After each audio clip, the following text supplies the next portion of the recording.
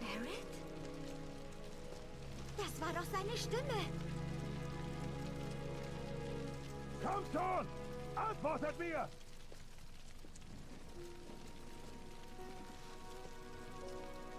Imagine something like this happening to the place you have lived for so many years. Zusammen. 1, 2.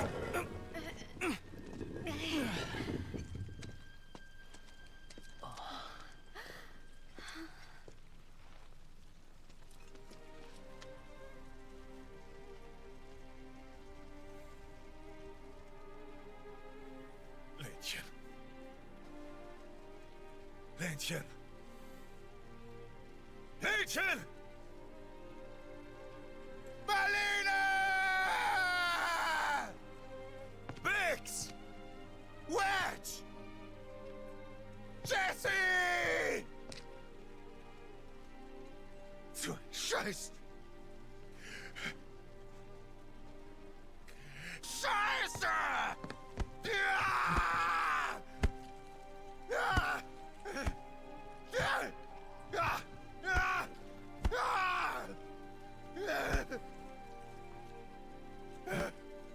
Verdammt! Marlene!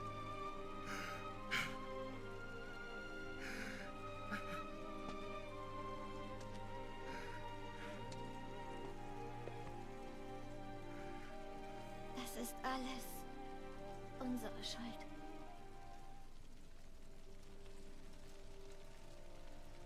Nein, ist es nicht, Eva. Das ist ein Verbrechen mehr, das auf Shinras Kappe geht. Etwa nicht?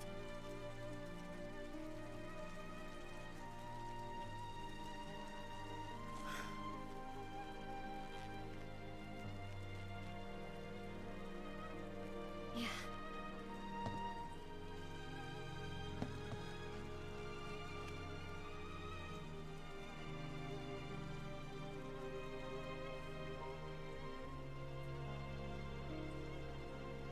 Diese Wut darfst du nicht vergessen. Hörst du?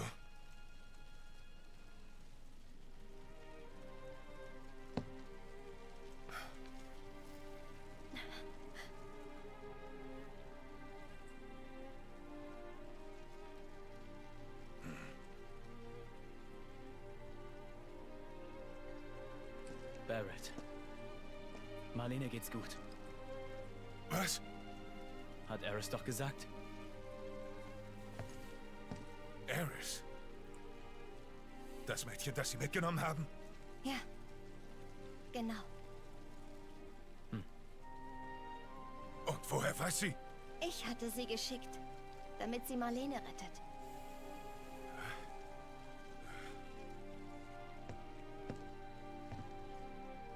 Ist das wahr? Wirklich? Hey! Wo willst du hin?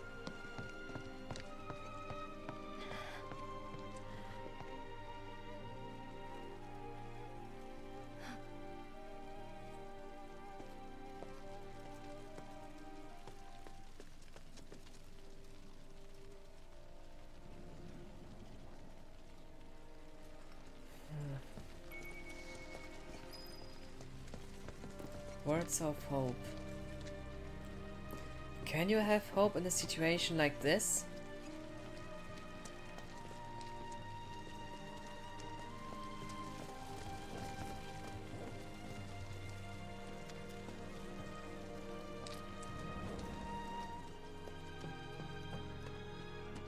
Wie konnte das nur passieren? Sie ist tatsächlich abgestürzt. Was sollen wir nur machen? Yeah, it was your boss who did that. We should quit.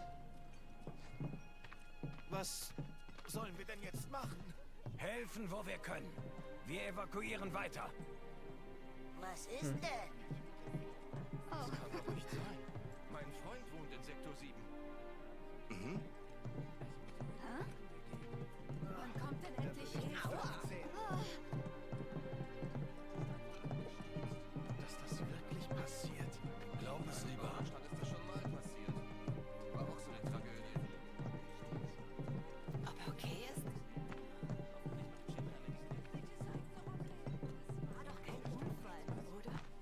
Woher soll ich das wissen?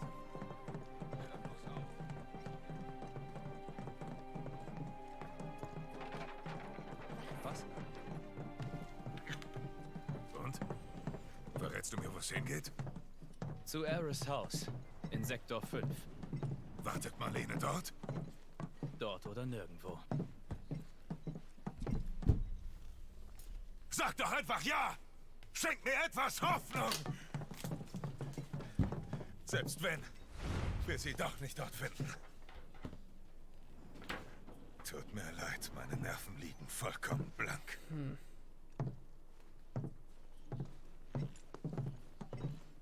Tifa, was weißt du übers alte Volk? Ehrlich gesagt nicht wirklich viel. Kommt auf den Büchern über den Planeten vor. Das Volk, das diesen Planeten besiedelt hat. Angeblich konnten sie mit ihm reden. Darum haben die Turks also auf Ares abgesehen. Auch in mir fließt das Blut des alten Volkes. Ich bin der wahre Erbe dieses Planeten.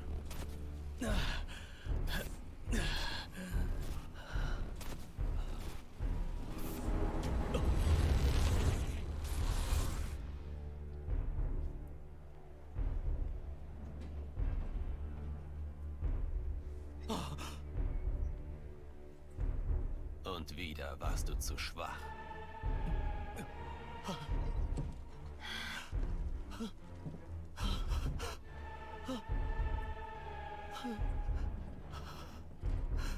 Aber der Verlust macht dich stärker.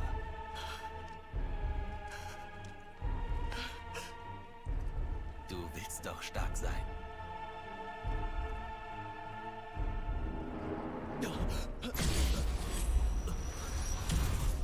Was ist los?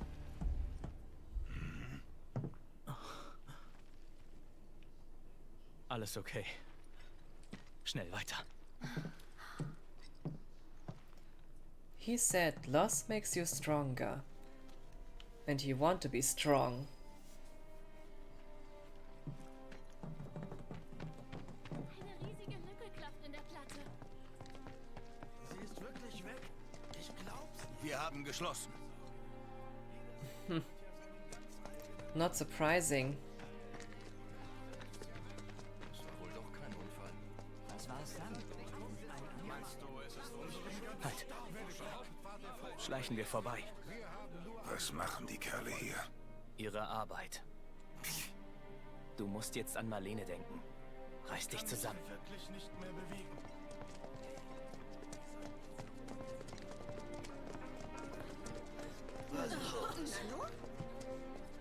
Was willst du?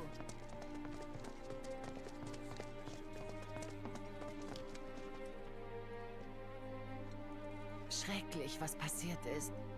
Wie ist es hier? Im Vergleich zu Sektor 7 sind wir glimpflich davongekommen. Hier kamen nur ein paar Staubwolken an. Wir müssen mehr herausfinden. Tja.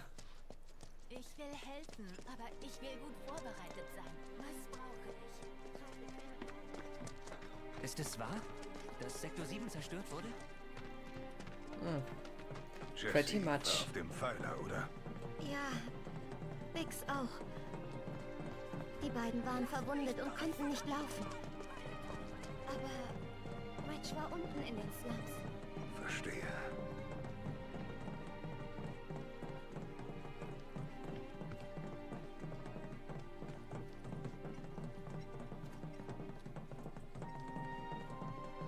Ruhig, Kleiner. Schön ruhig bleiben.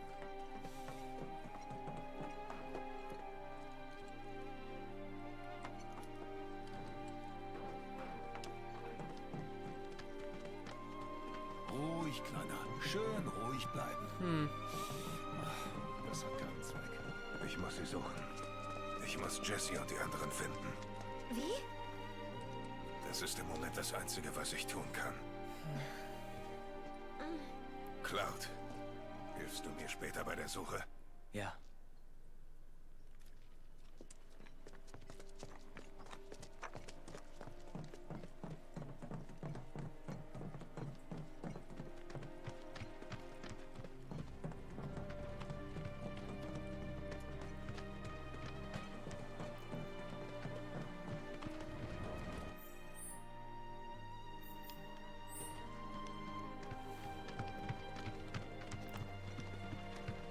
situation you really have to sink in.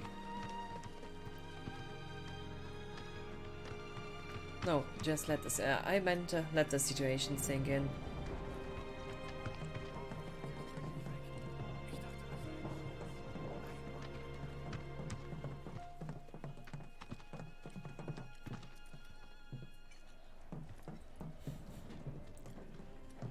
That's just crazy. Such sad moments, I agree. But beautiful acting and storytelling.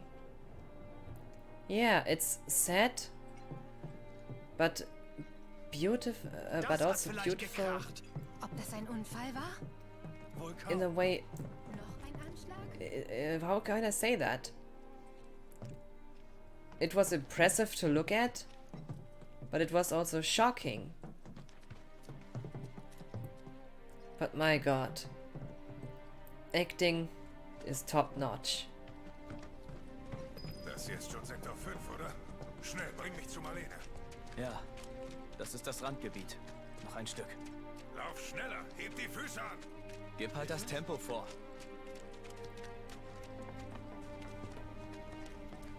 Ja. Ich will mir gar nicht vorstellen, wie es dort jetzt aussieht. Aua!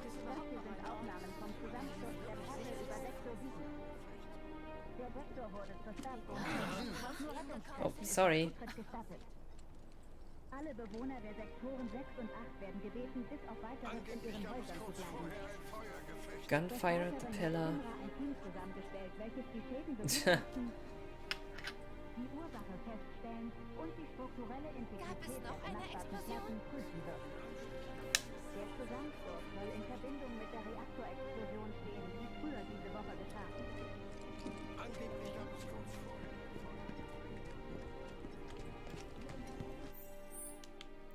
Oh. Hi, Chatley. Hallo, Cloud. Schön, dich wohl aufzusehen. Lass uns neue Materia finden, um diese Situation zu überwinden.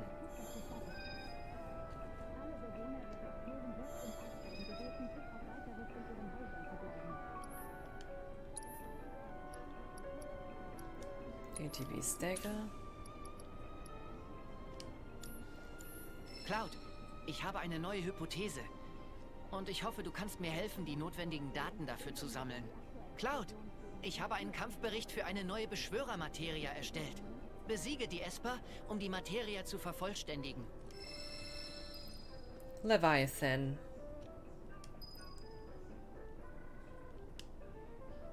Ich bin dir jedes Mal sehr dankbar für deine Unterstützung. Monster Bio Part 4 complete. Ich konnte wieder neue Materia entwickeln. Enemy skill. Just the one I have here equipped, by the way.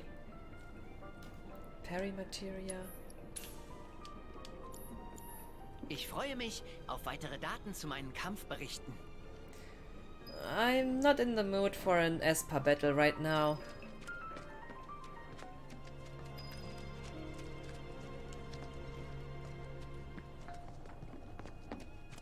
But this can wait.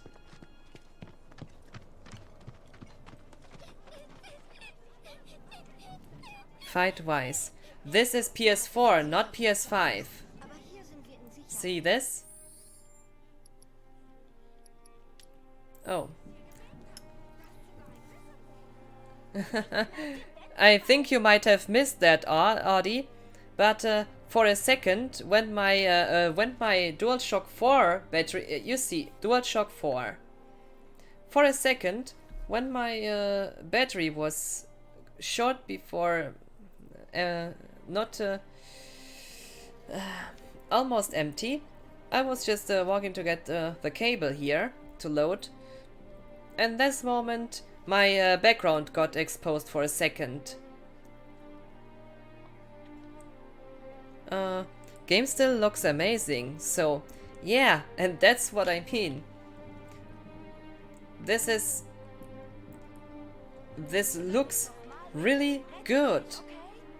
Oh, didn't really notice. So you're playing on PS5.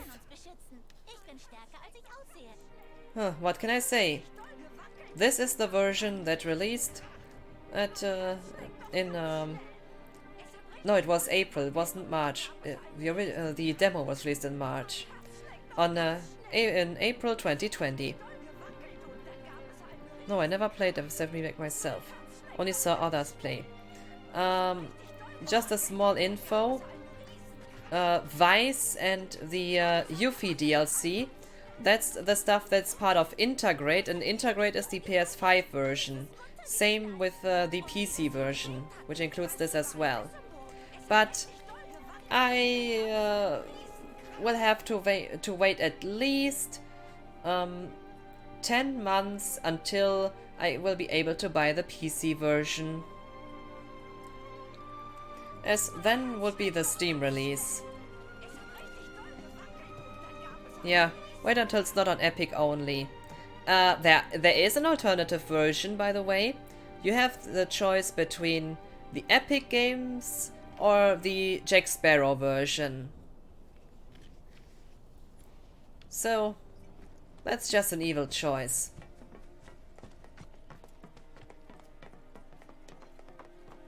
Same with Kingdom Hearts, where my joke, where I originated with this joke. KH3, no, basically the whole Kingdom Hearts series, was last year finally released on PC for the very first time. But what did they announce at the same time? Epic Games exclusive. And all hype I had for this moment was directly killed. And I joked, okay, so this is an Epic Games and Pirate Bay exclusive or so.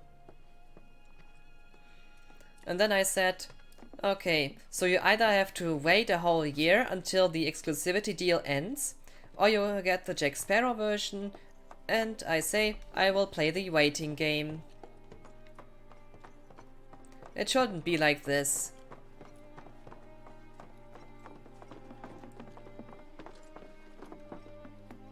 Das ist das Haus. Marlene! Hinten!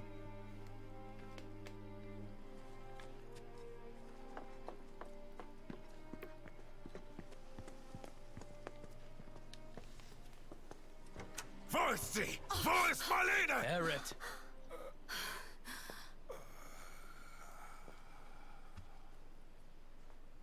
Mein Name ist Barrett. Marlene ist meine Tochter. Also sie hat kurze Haare und ein Gesicht so süß wie ein Engel. Ihre Kleidung... rosa! Heute hatte sie was Die Rosanes Kleine an. schläft oben im Bett. Leise, sie schläft.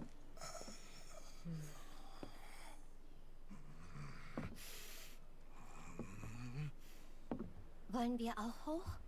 Ich glaube, das würde mich beruhigen.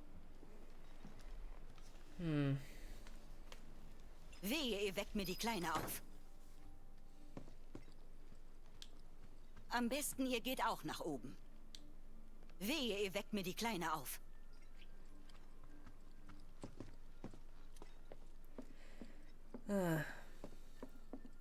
Cutscenes with both Barrett and Marlene. They're so great. Marlene, ein Glück. Du lebst.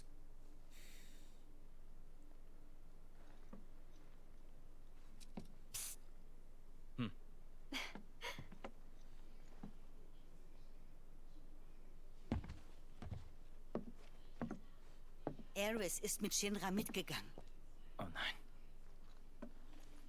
Ich hatte Eris zu Marlene geschickt. Ich war das. Obwohl wir uns kaum kannten, war sie so hilfsbereit. Ich habe sie in Gefahr gebracht.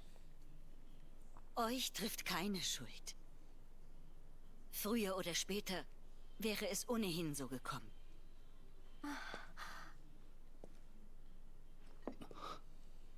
Wegen ihrer Herkunft. Richtig? Hat Eris dir das erzählt? Dann muss sie dir wirklich vertraut haben. Ja, Eris ist vom alten Volk. Sie ist die letzte Überlebende. Anders als ich. Ich bin nicht ihre leibliche Mutter.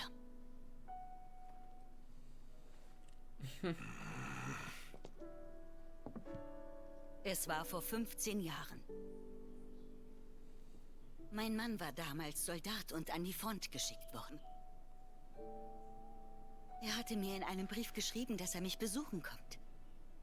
An jenem Tag wollte ich ihn am Bahnhof abholen.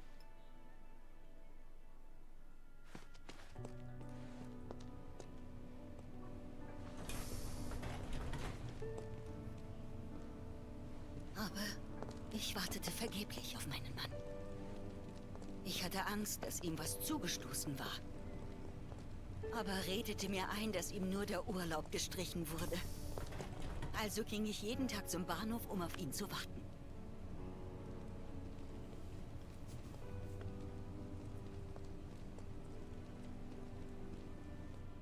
Und eines Tages traf ich die beiden dort. Ich wusste nicht, ob sie vom Wallmarkt kamen oder ob sie von der Platte in die Slums ziehen mussten. Solche Menschen traf man hier gelegentlich. Bringen Sie Eris in Sicherheit. Das waren die letzten Worte ihrer Mutter.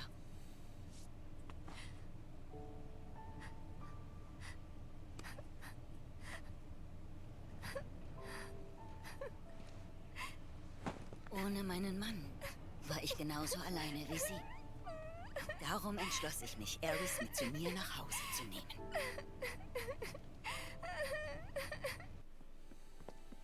Sie lebte sich schnell ein. Wir verstanden uns gut. Die Kleine war so ein Plappermaul.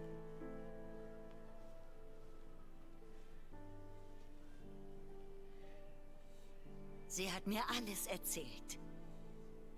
Dass sie mit ihrer Mutter aus einer Forschungseinrichtung geflohen war.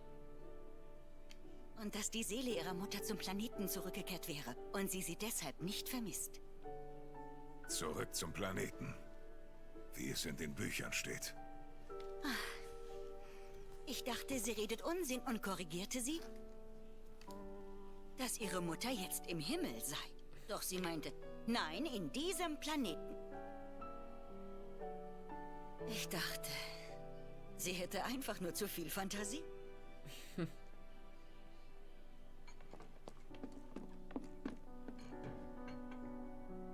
Mama, du darfst nicht weinen. Das sagte Eris aus heiterem Himmel. Als ich sie fragte, warum, sagte sie, Der Mensch, auf den du so sehnlich wartest, ist gestorben. Seine Seele war hier, um Abschied zu nehmen. Aber jetzt ist er zum Planeten zurückgekehrt.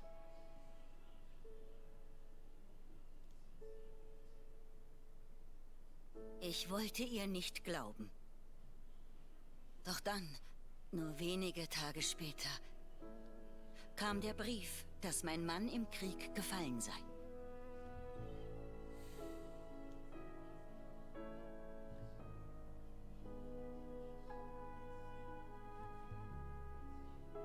Und da wurde mir einiges klar. Trotz allem führten wir ein glückliches Leben. Bis eines Tages... Oh, ja!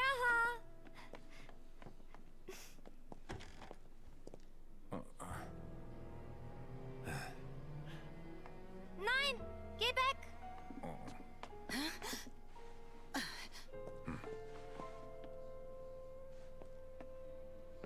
Eris? Du bist ein ganz besonderes Kind. In dir fließt das Blut des alten Volks. Ich fragte ihn, was er meinte. Was das alte Volk denn sei. Das alte Volk wird uns zum verheißenen Land führen. Eris ist der Schlüssel, um den Weg zu öffnen. Manche sagen, es sei nur ein Mythos. Etwas, das Mut machen soll. Doch wir glauben, dass die Schriften wahr sind. Alles, was in ihnen steht. Der Shinra-Konzern braucht jetzt unbedingt Aerys Hilfe. Du lügst! Ich bin nicht vom alten Volk. Wirklich, Aerys? Hast du noch nie Stimmen gehört? Obwohl eigentlich niemand da war? Hab ich nicht. Ich ahnte natürlich, dass das nicht stimmte. Denn zu oft wusste Aerys Dinge, die sie gar nicht wissen konnte. Seltsam, dass die Turks Aerys nicht gleich verschleppt haben. Obwohl sie wussten, wo sie ist. Es ist wohl wichtig, dass sie ihnen freiwillig hilft und nicht gezwungen wird. Darum würden sie ihr nie etwas antun. Selbst jetzt, wo sie sie entführt haben. Bestimmt darf sie gehen, sobald Shinra keine Fragen mehr hat. Hoffen wir's. Halt! Wo willst du hin? Wirbel nicht unnötig Staub auf. Wenn ich jetzt auch noch Aerys verliere, habe ich niemanden mehr. Ich bitte dich. Cloud. Aerys Mutter könnte recht haben. Dass sie gehen lassen, wenn sie haben, was sie wollen. Wollen wir nicht noch abwarten, was passiert?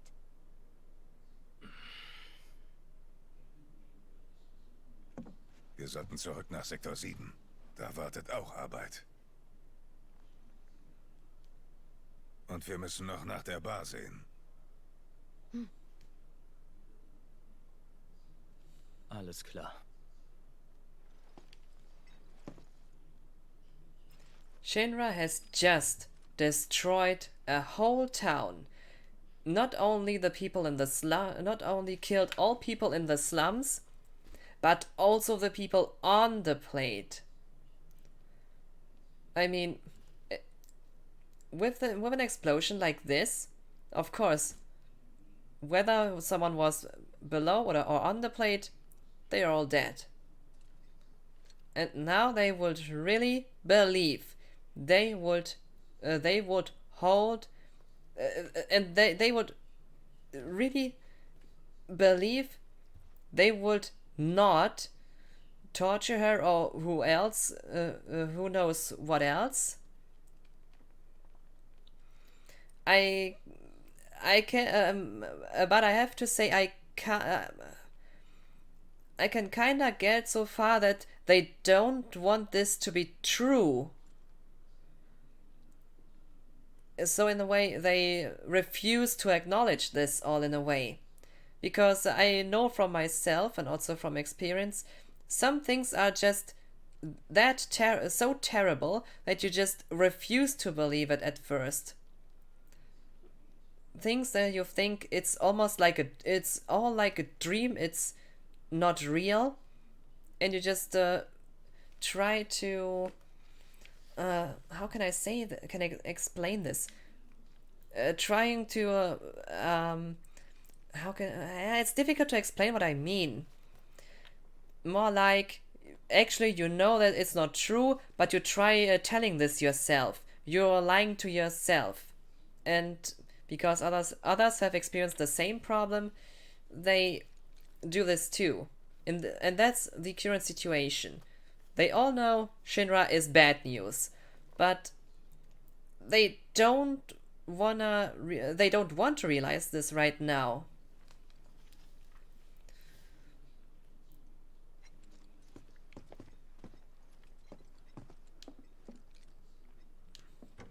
Yeah. Wow, that's a lot of damage. It is.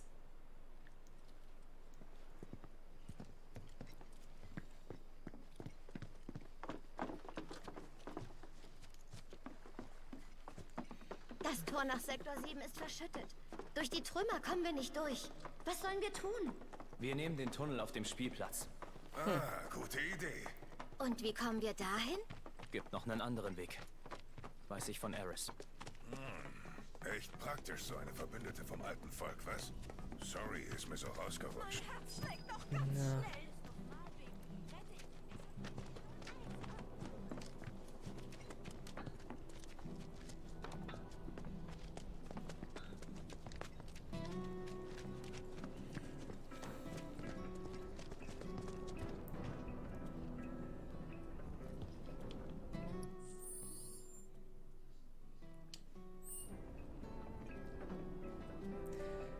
Somehow I'm not really into an Esper fight right now. What? Oh, wrong way.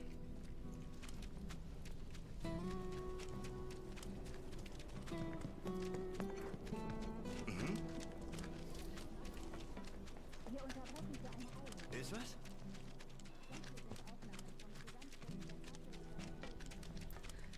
My god. When music just complements with the atmosphere. Das hat vielleicht gekracht. Ob das ein Unfall war? It sure was. No. I would rather say this was an incident, not an accident.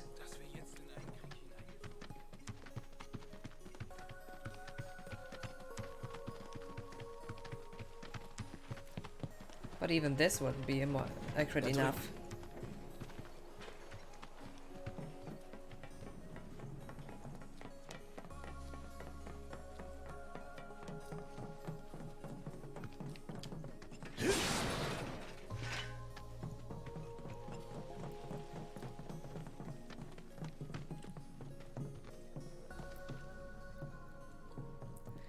I have to say, the first time I saw the trailer for Integrate, I was really surprised to see deep ground soldiers, and yeah, seeing stuff from Dirge of Cerberus included into the new continuity. You could call it the remake continuity or new continuity in a way.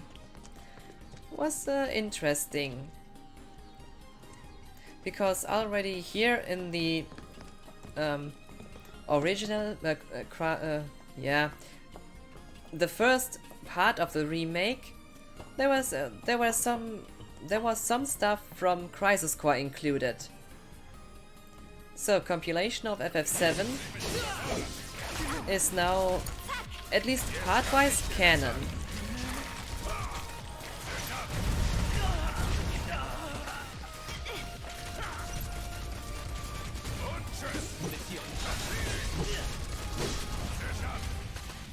Das war's dann wohl.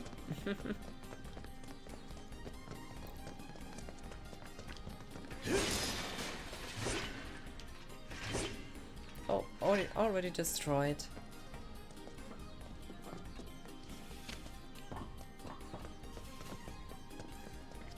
So now I know for sure that both content from Dirge of Cerberus and Crisis Core is canon. I'm not too sure about Before Crisis though.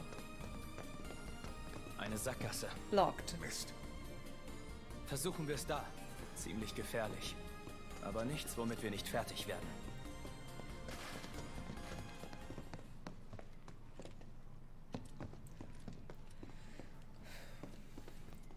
And once this will release on PC, I will use a lot of mods.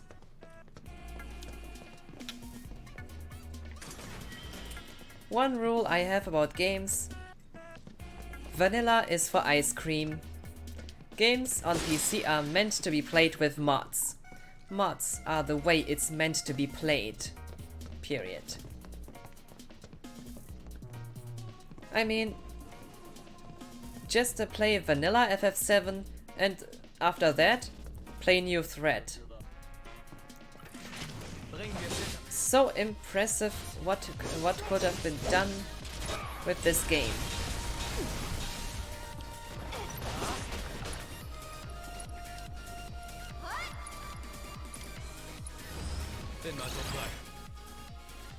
Oh, nothing so special about him.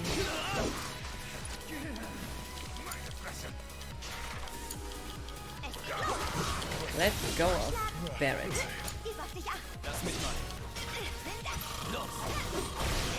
Oh, I missed him.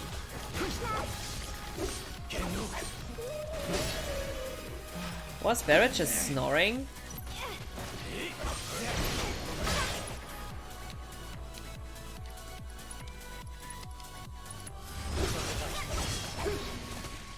Monster variants, Battle Intel. Erzähl mal was Neues.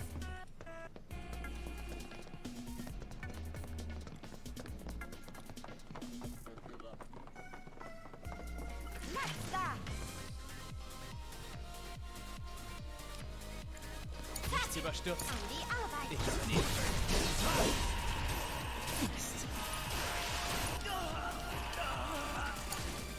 Hier kommt Barrett! Ist dir gut?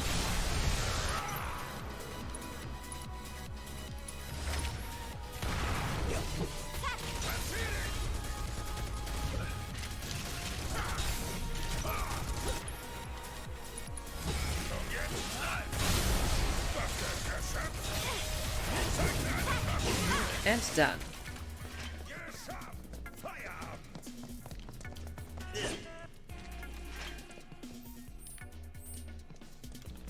Dann. Oh, Mal I didn't los. assess him.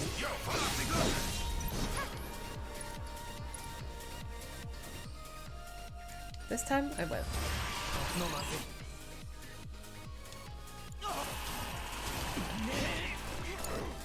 Wurde schon angedeutet. Los, gib alles! Überlass das mir.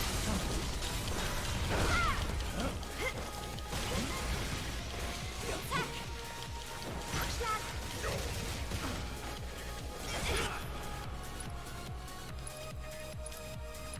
Dein Einsatz. Ich mach das.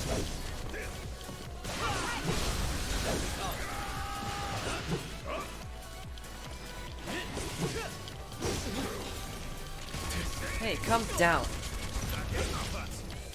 Kein Problem. Ouch. But cool music as always.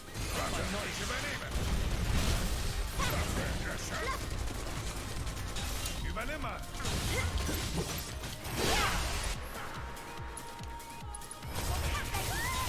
Hey.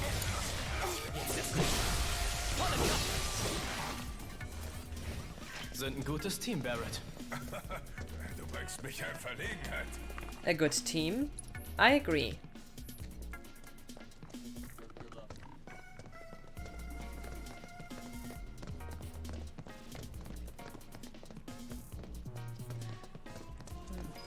All this small talk here and then. Also, in a way, it enhances the story. At least you can kinda hear in the way they the two guys talk to each other. How can I explain this? In the way it changes. How they did this in the beginning, and I mean from the time in Marco Reactor 1 up to now. You really feel how this relationship, not really friendship now, but how it developed.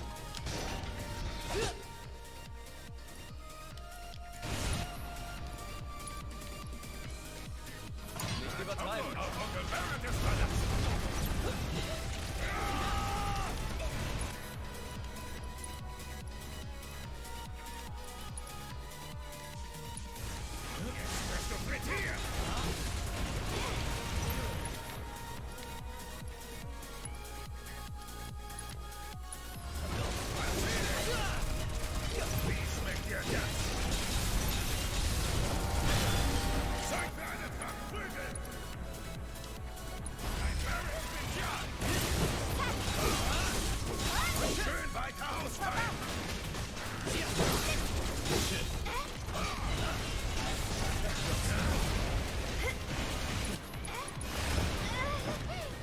Ouch.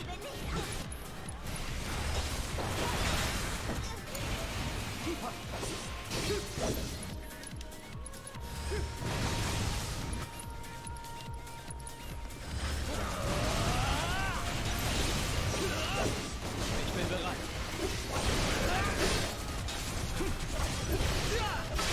Okay, Barrett. Finish this thing off.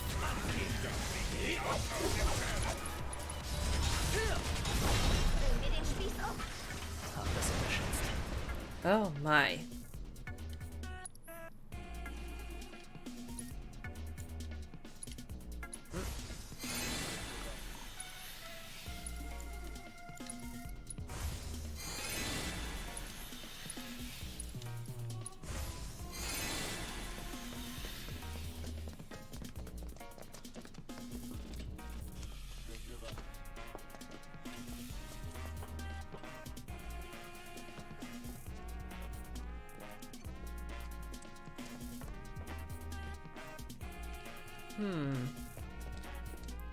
I don't know what this flag should represent.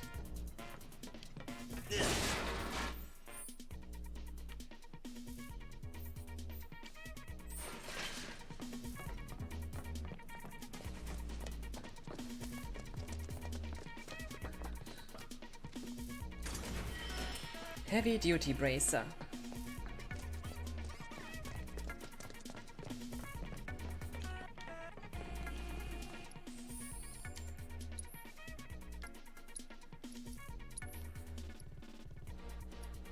Oh.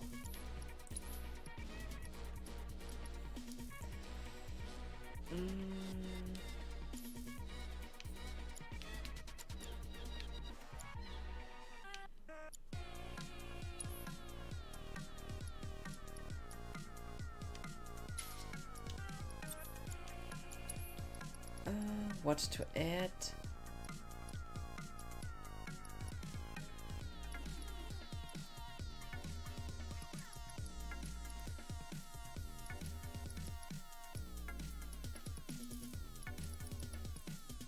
Enemy skill.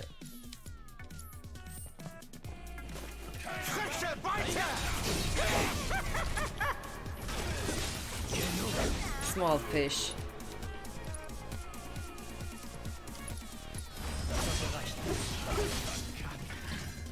I would rather meet the three idiots again and laughing and just to laugh about them.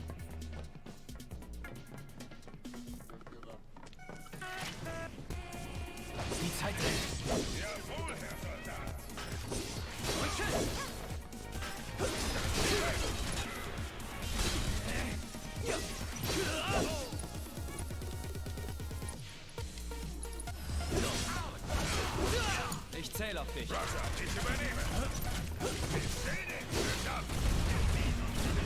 Hab schon Vorarbeit geleistet. Hey. Ich mach das.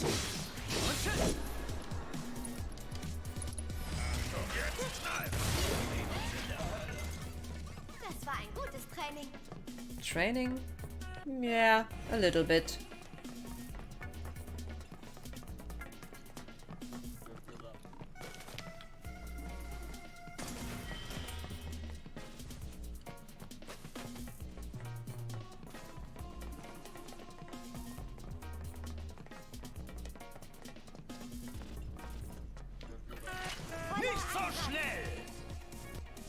Oh, hired muscle working for Beck's badasses.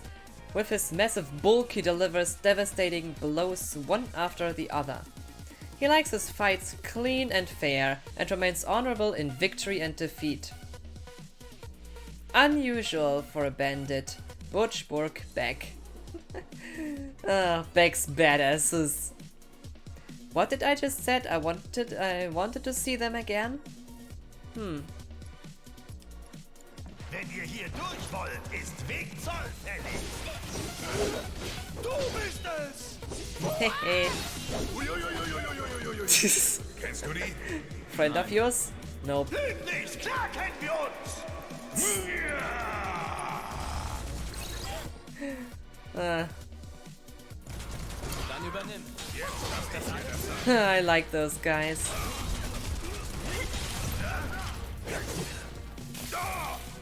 Hey.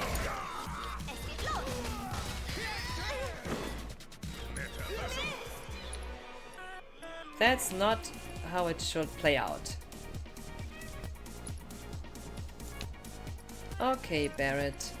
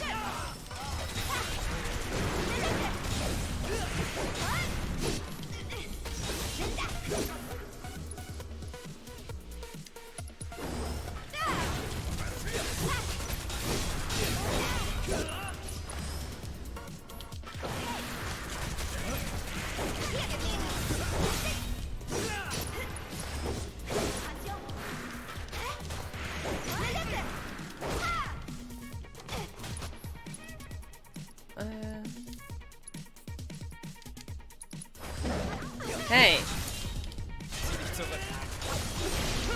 He interrupted my really nice combo. Ich zähle auf dich. Roger, ich übernehme. Du bist am Zug.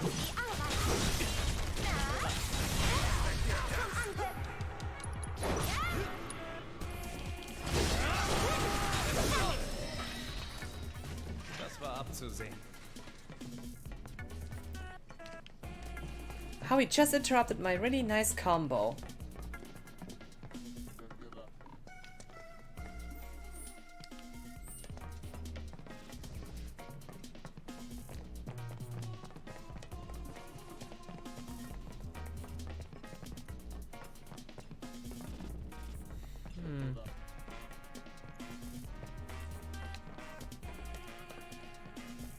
Not stamp, but a cat.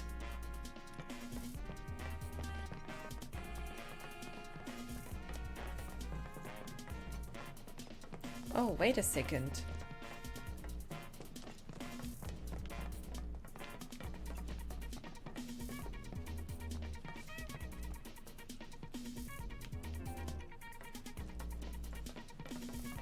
If Claire would still be here. Oh, too bad. Then I would have said again a cat scream. Stream. My god.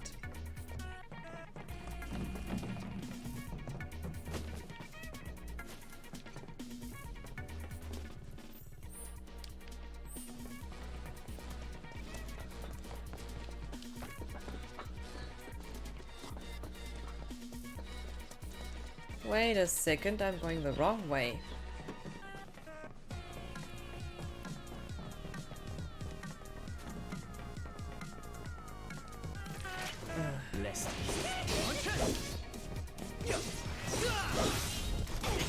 No, I don't find them annoying. I could have worse enemies. The only thing that annoys me, the paralysis effect. Überlass das mir.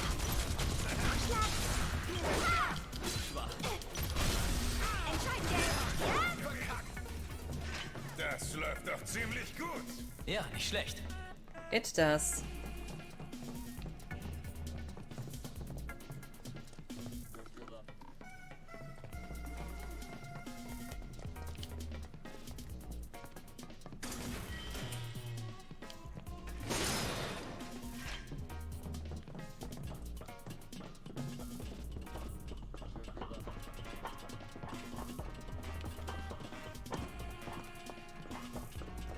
Sind wir endlich durch?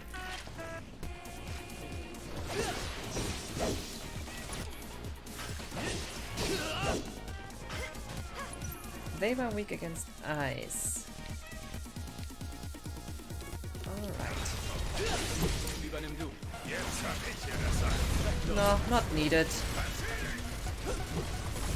Kurz verschnappt. They're dying so fast anyway.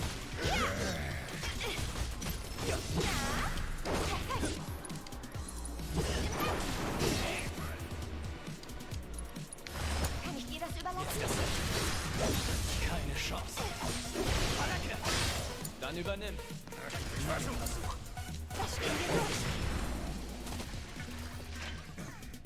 Hätte besser. Could have been done better. I agree.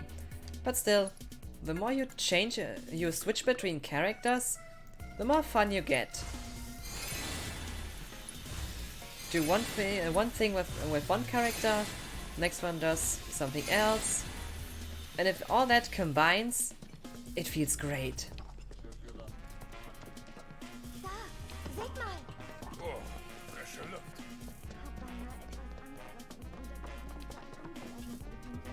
Tiefer. Gehen wir.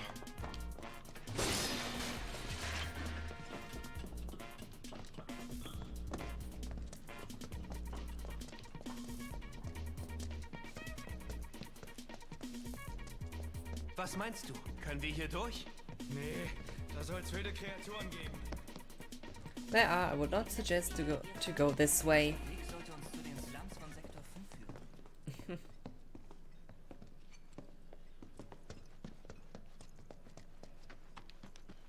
Oh my.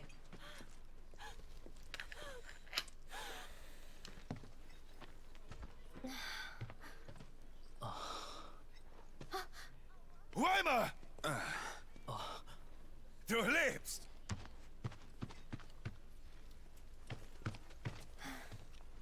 Mehr oder weniger. Wo sind die anderen?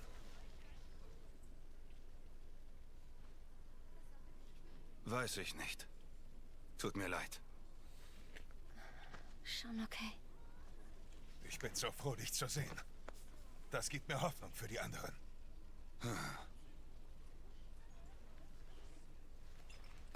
Die Sorgen hören nicht auf.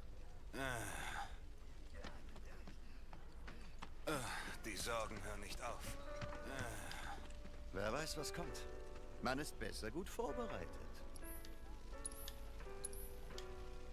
On our way.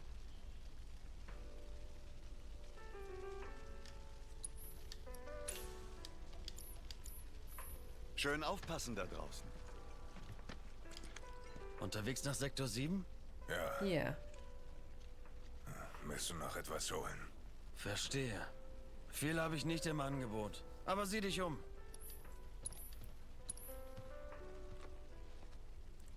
Big Bertha.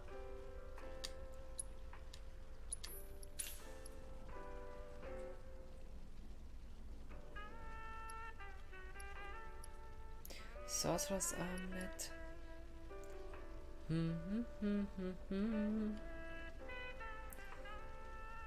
When you hear this music in calm,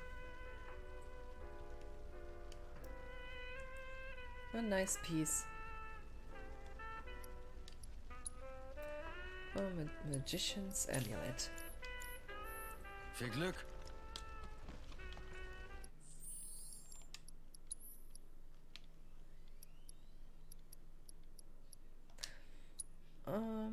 Okay, so you get the Magician's... No. Barrett can... Barrett ain't the best one for magic. Or is he? No, not so bad. Just a few points difference. Okay, you can get it.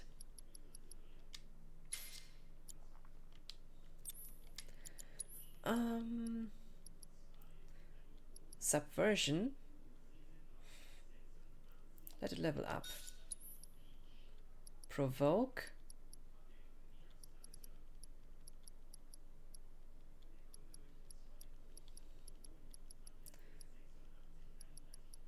Level the magic up materia. Alright.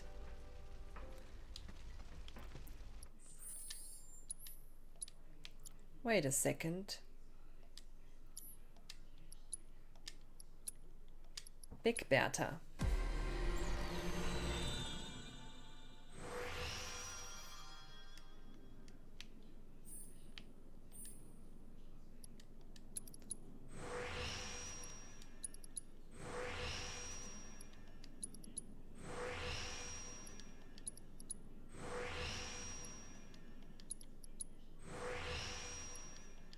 Not bad.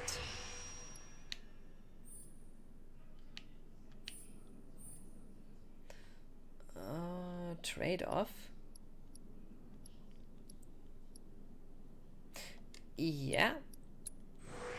This might come in handy, who knows. Self-healing 50% boost of low HP. Definitely.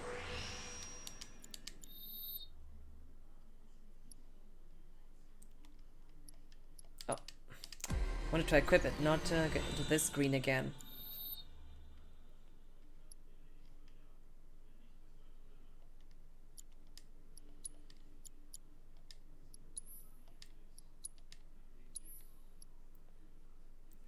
And include all materia.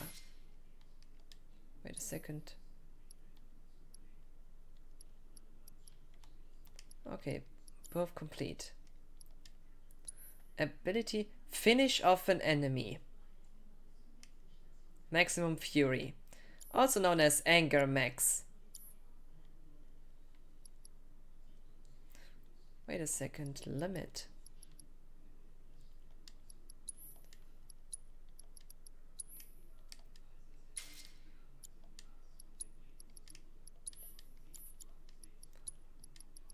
Okay. Let's just sit down for a bit.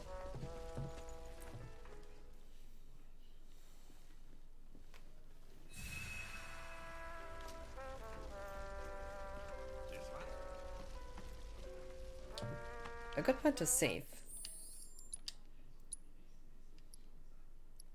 Fight for survival. Well, at least in the remake, well, it was possible to evacuate some people. Broken Word is just so fitting. Hoffentlich ist dir nichts passiert. Der geht es gut. Ganz bestimmt. Hoffentlich ist dir nichts passiert. Der geht es gut. Ganz bestimmt. Vielleicht sind sie woanders hingeflogen. Ihr könnt euch natürlich mit allen Problemen an uns. Katastrophe. Die Sorgen hören nicht auf. Wir brauchen alle, die noch anpacken können. Head underground. Yes.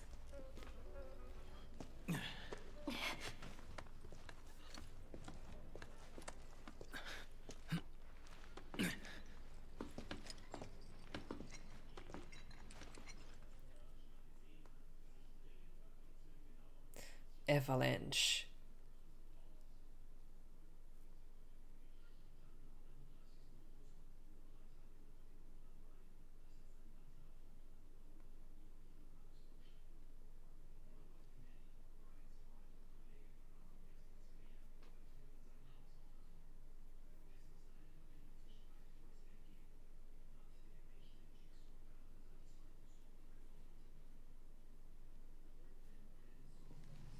Service Tunnel.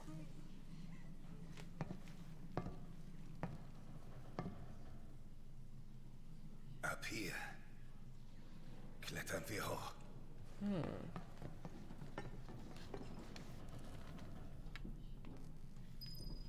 Crawling to the surface. Endlich wieder frische Luft atmen. Verdammt! Warum musste das geschehen?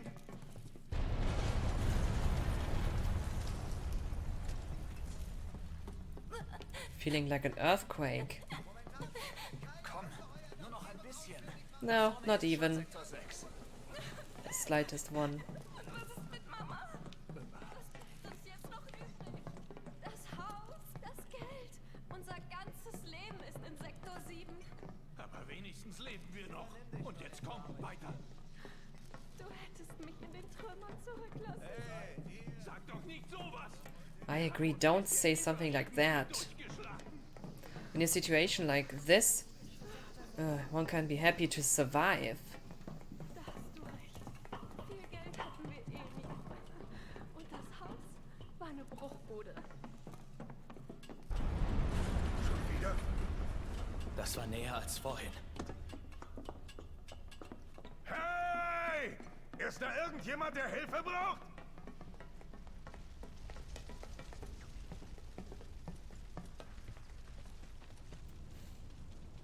More accurately, ruins of the ruins of Sector 7 slums.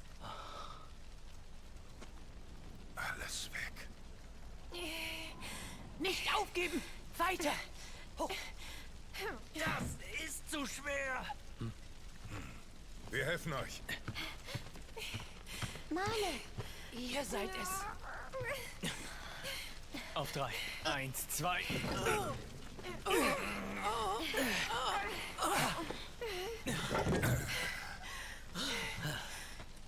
Ein Glück. Vielen Dank.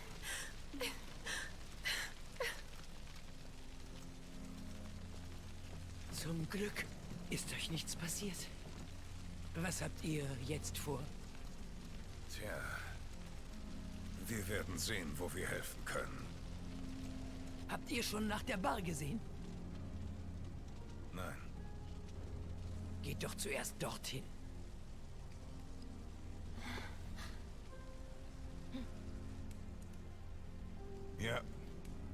zur Bahn. Und dann sehen wir weiter. Aber Vorsicht, es liegt überall Schutt rum. Also passt gut auf, wo ihr hintretet. Oh, this music. Ist da jemand? Los, antwortet! Deinem Gesichtsausdruck entnehme ich, dass Marlene wohlauf ist. Ich sage dir, die Kleine ist fast so zäh wie du.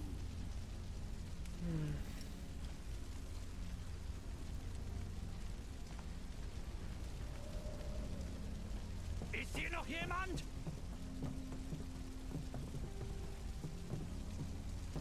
What a mess. Wir sind hier, um euch zu retten!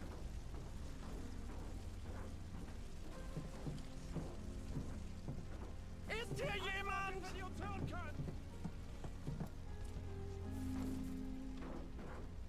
Ist hier noch jemand? Sind hier noch irgendwelche Überlebende?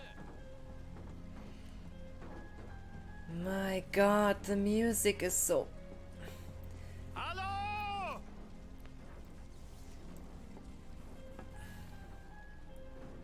The piano piece, all this Antwortet, wenn ihr uns destruction. hören könnt. This is atmosphere. Sind hier noch irgendwelche Überlebende? You... This is something that games can do.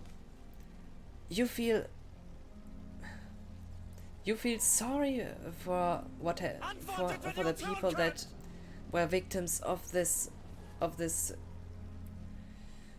terrible act by Shinra. And I mean, the music and look at this place. Antwortet, wenn ihr uns hören könnt. This is atmosphere. Sind hier noch Games irgendwelche are Überlebende? art. Even though a lot of people won't recognize this. Hallo! I will always say, games are art. Storytelling.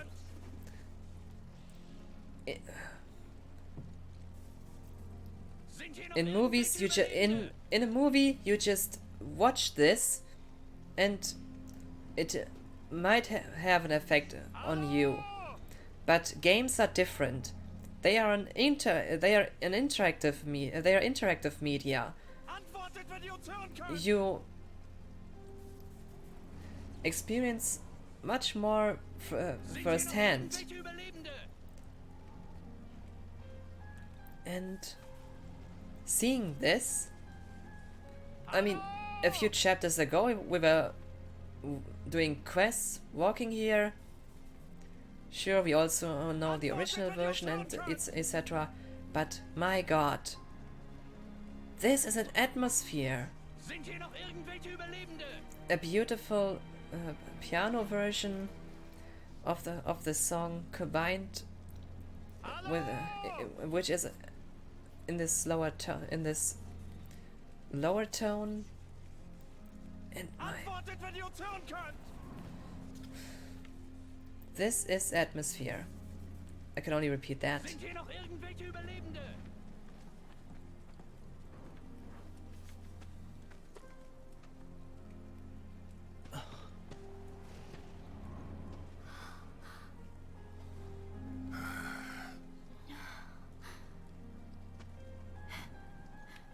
Tiefer.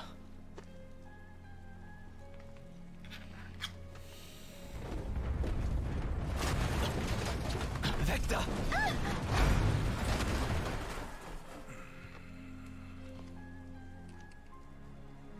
Scheiße!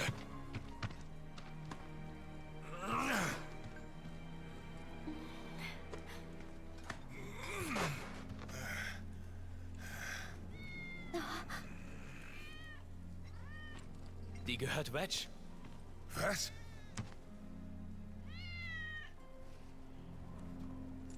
Hinterher!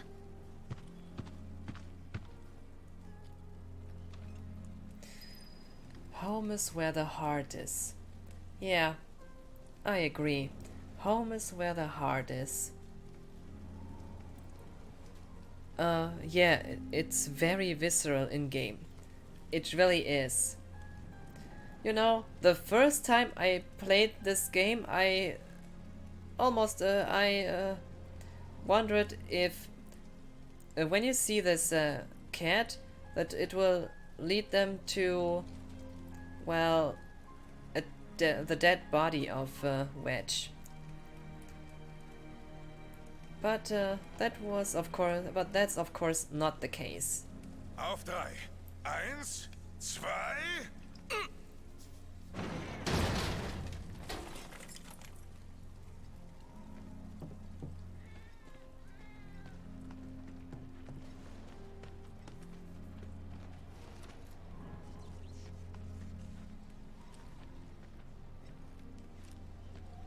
Ist das hier Wedges Zuhause?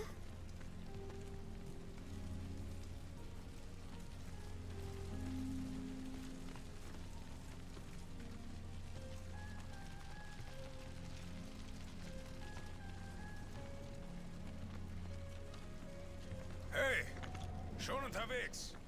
Nur noch einen Moment.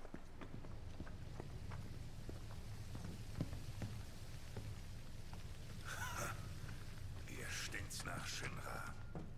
And a bit of deep ground, by the way. Wedge? Wedge! Oh. Ausgerechnet jetzt!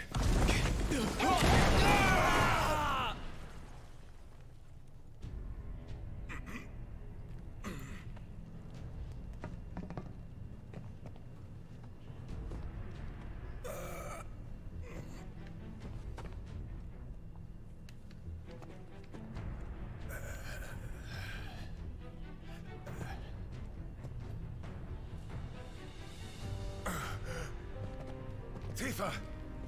Cloud! Antwortet mir, wenn ihr mich hört! Hey! Destroying obstacles to progress. If a search scope appears when you are in control of Barrett, that means there is a destructible obstacle nearby. Look around for target icons and press square to blast the marked obstacle and clear the way forward. Note that obstacles cannot be destroyed with a melee weapon equipped. Good to know. Wenn's keinen Weg gibt, dann schaffe ich mir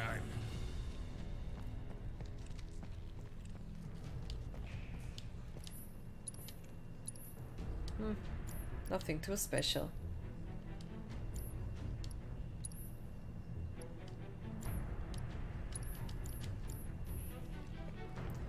Oh, don't need it. No. So, Barrett solo.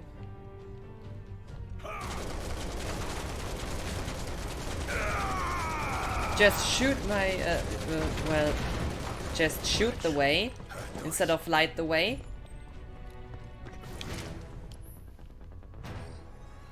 Oh. Should have equipped access to him. No.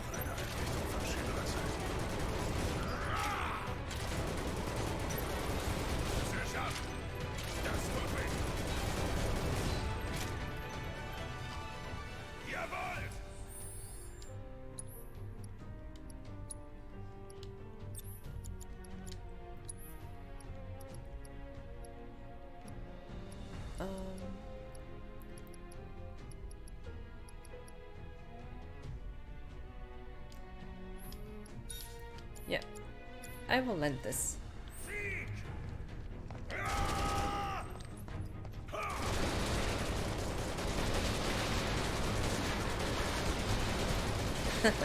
FF7 has suddenly become a Gears of 7.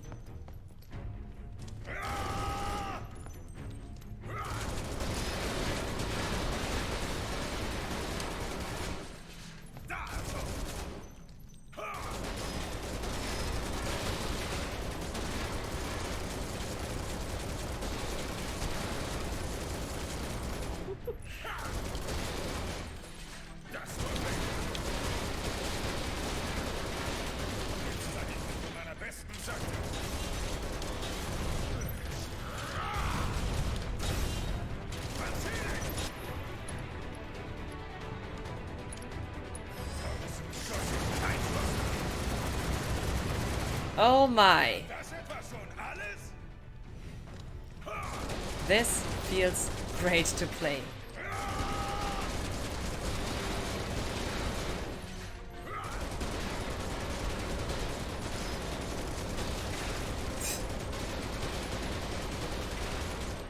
Das tut weh. Das tut weh.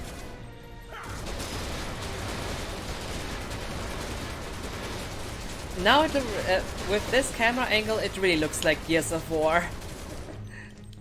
Ich seh dich. Auf die 12. Jetzt zeig ich von deiner besten Seite. Und tschüss. Sprich dein letztes Gebet.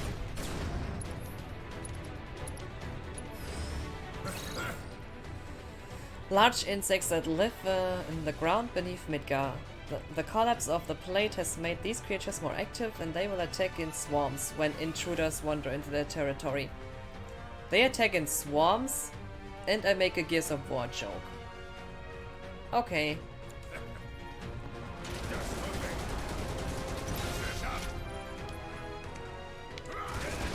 Sing, slash it. Da da da da da da da da.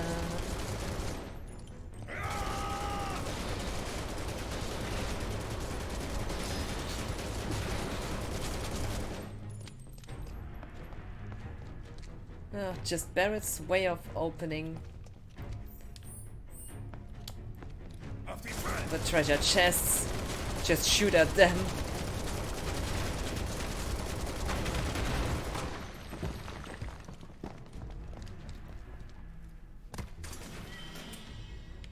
$2,000 gil. I won't complain.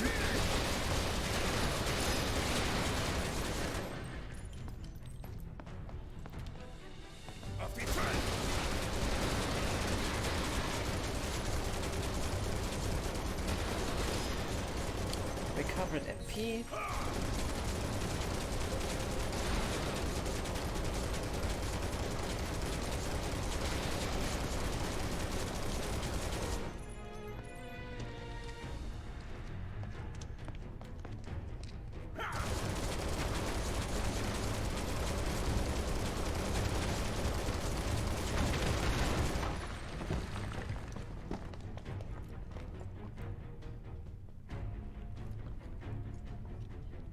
Haben die den Bau hier unten geheim gehalten? It's Shinra. Nothing surprising about them. Los ergebe ich mich. Nicht so nah! Auf die Fall! Spannt die Schirme auf, jetzt hagelt's gleich. Auf die Fall!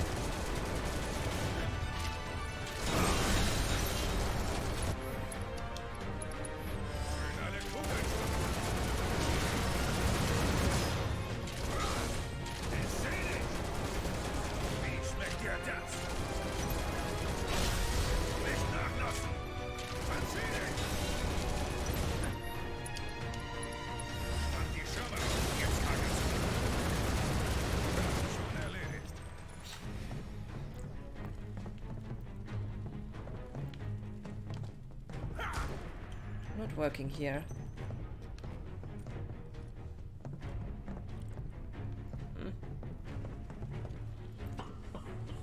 And he uses one arm to get up. Climbing a ladder with one arm. Makes sense. Haben diese Shinra-Schweine ihr Nest vergraben. At least in Barrett's case.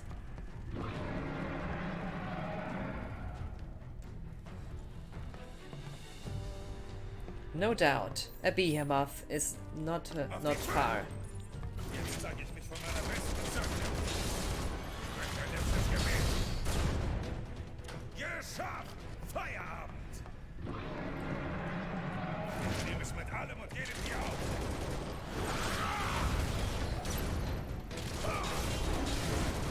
Da geht noch was.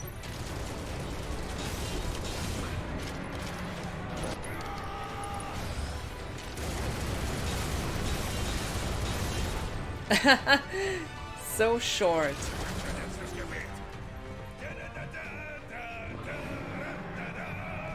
Da da da da da da da da da. Auf die Fall!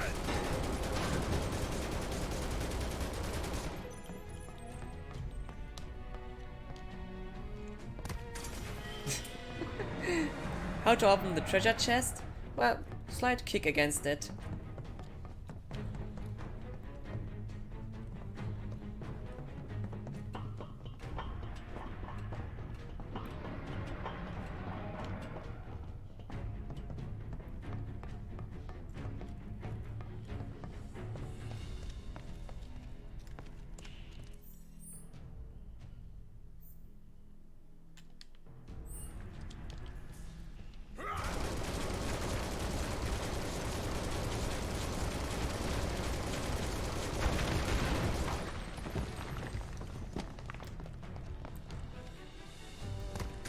A nice gun.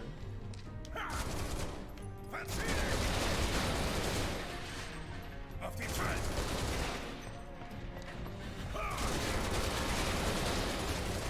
This is more fun than it should be. Sorry when I say that.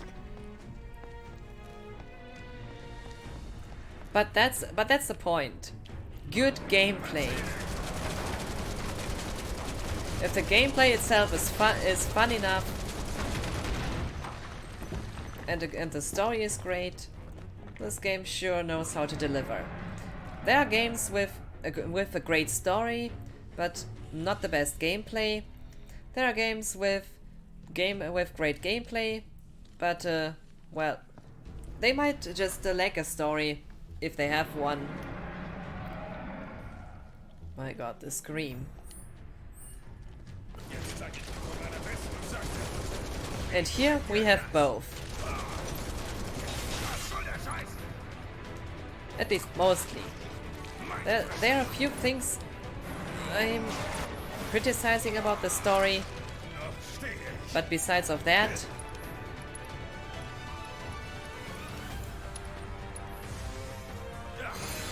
gameplay and story. Not to forget the graphics. This game looks so great for a PS4 game. Sure, I'm playing right now on a PS4 Pro, but I can confirm, even on base PS4, it looks really good.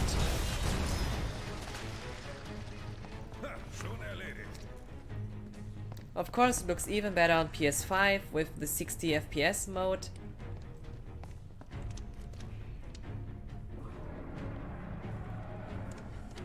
Wait a second, what was there? No. No, I did lock one. No, there was nothing.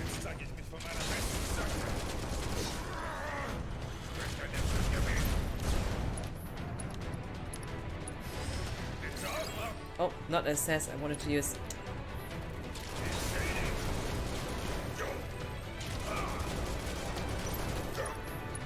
Maximum Fury. Weapon ability learned.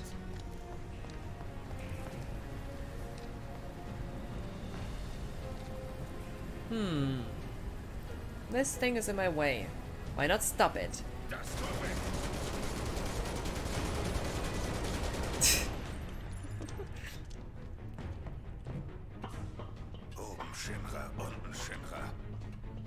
Barrett shooting his way through this.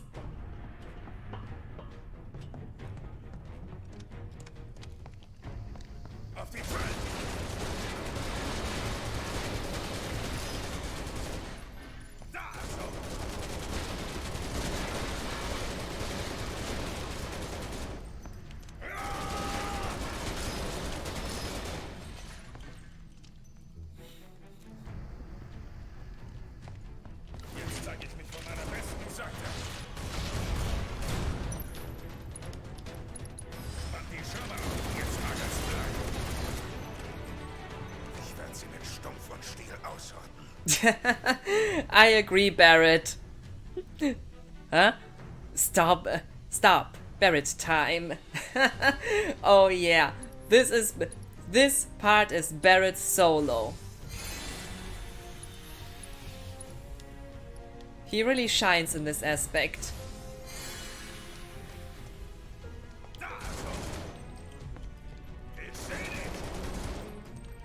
Barrett is the star of this part.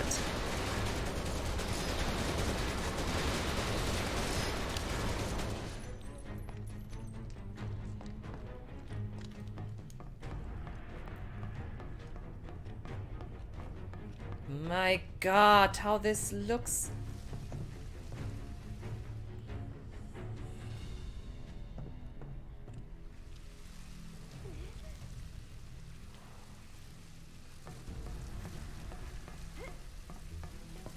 Tifa! Hey, Tifa! Alles okay? Ganz und gar nicht. Hier muss irgendwo ein Nest sein. Du musst es zerstören. Verlass dich drauf! Ich seh dich! Das nimmt kein Ende! I know, I just wanted to hear what he says.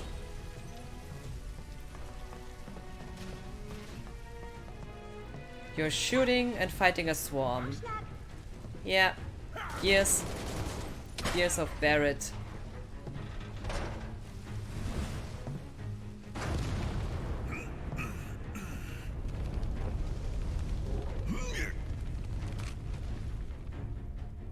Das war's. And that was basically the grenade in the hole.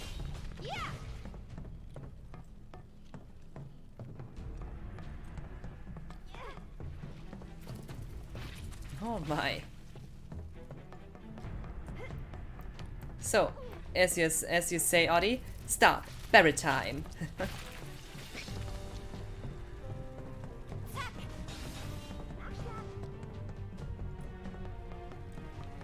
Tifa! Wo ist Cloud? Naja, der Junge kommt schon allein zurecht. Machen wir hier klar Schiff. Of course.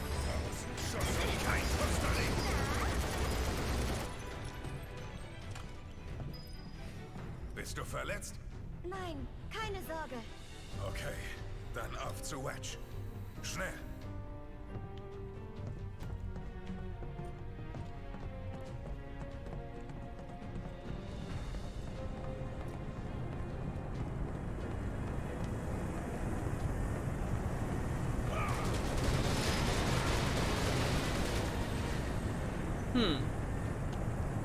Auf die Fall!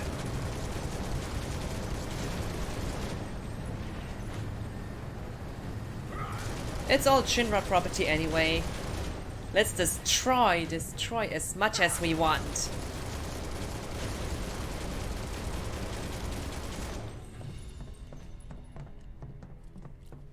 Hast du dich etwa die ganze Zeit so vorwärts gekämpft? Klar doch. Shoot your way through this. Mich doch. Yeah. After all, this is Barrett.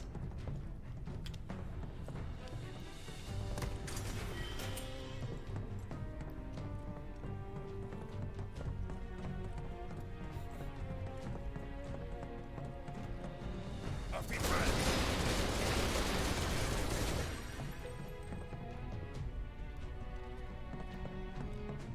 Each character has such a different gameplay, and each is great.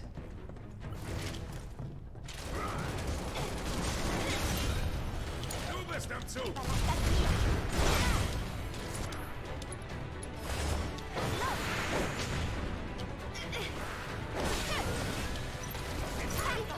Roger, ich übernehme.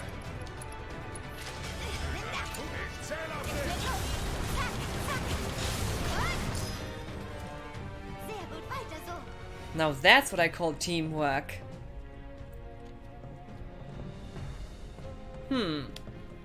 Das tut weh. That's a way to open doors.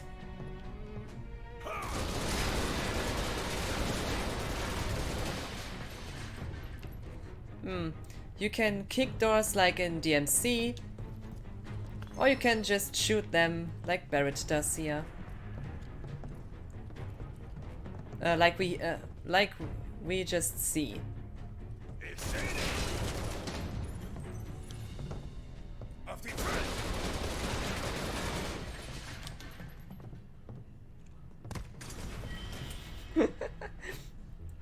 This is so cool, a cool way to open the treasure chest. Just a small kick, slightly kicking with the leg. This is just, yeah, I like this game.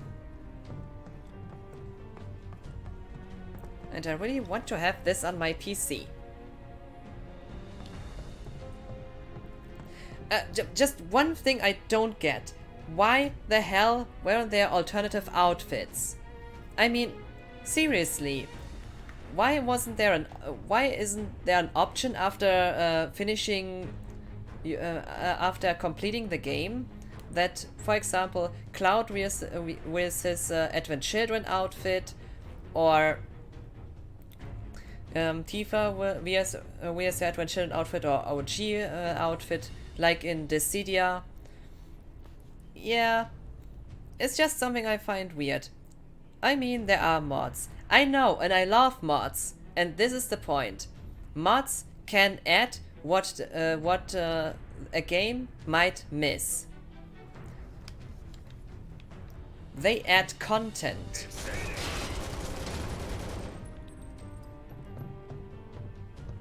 But the canon.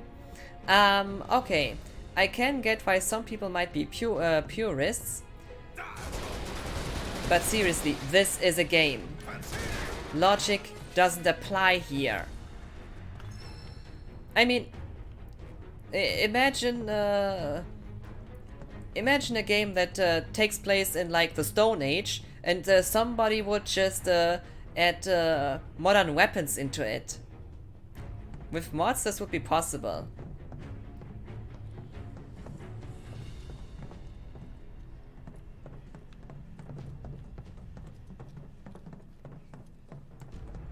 And by the way, what are we playing here? So, keep in mind, screw logic, play Final Fantasy.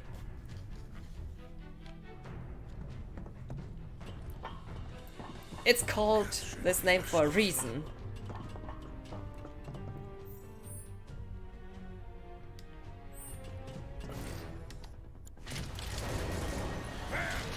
Oh, this guy here.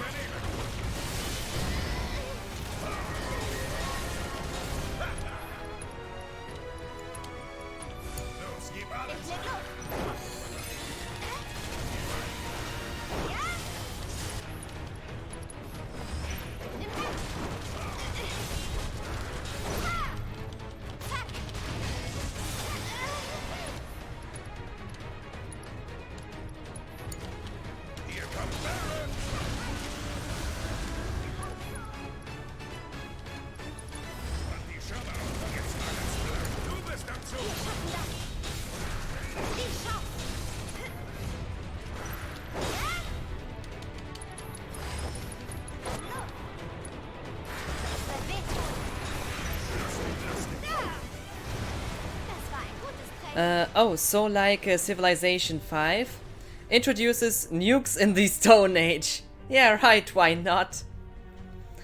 Way of the Gandhi, Neanderthals.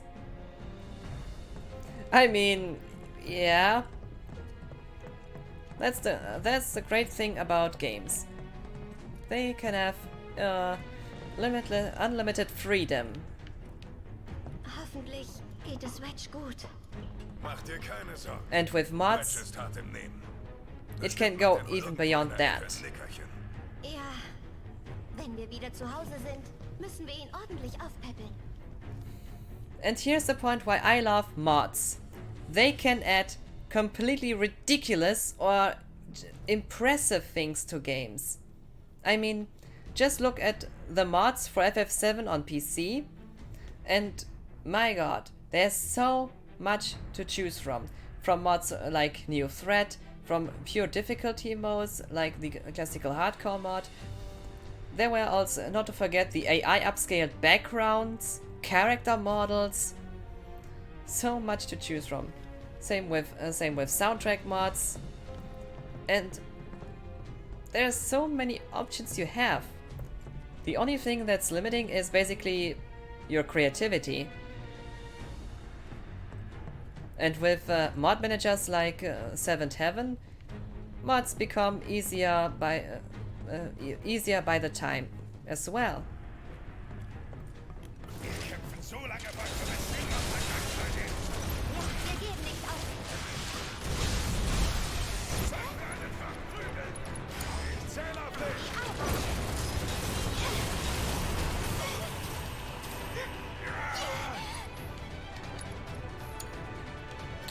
Ach, come on, Paralyze.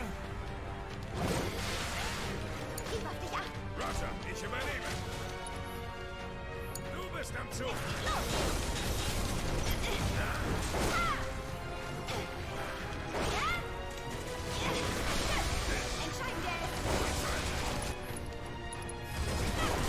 And done. True story.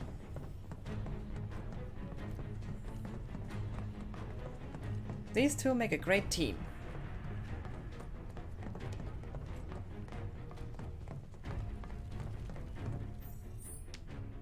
Jetzt zeige ich mich von meiner besten Seite.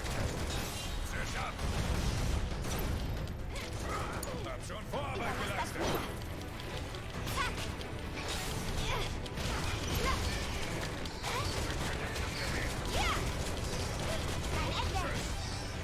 Oh, and not to forget, victory fanfare. But regarding mods, some games have just terrible PC ports, and thanks to mods, you can make them playable. Because the publishers and have sometimes abandoned the some. Well, for some, it can be that some games really never ever receive a patch to make them playable.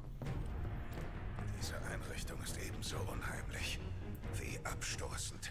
Would be terrible if it weren't for mods.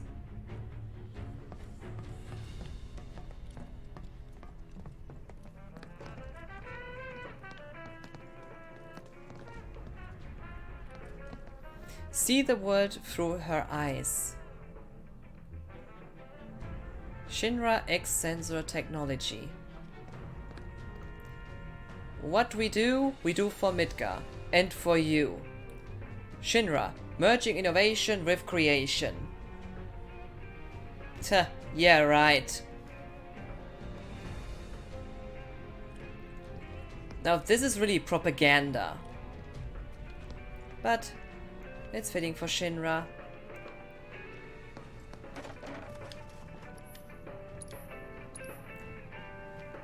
Main theme of FF7.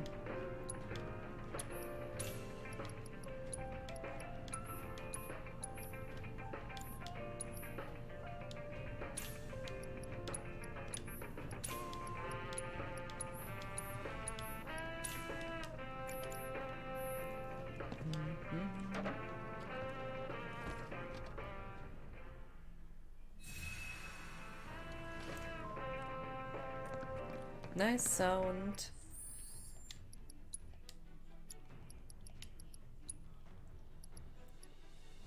Acquire all 16 weapon abilities. This will take some time. Combat simulation Leviathan. Will do so, but later. MP consumption. Master all 12 types of magic materia. Defeat monsters of 10 unique varieties. Okay.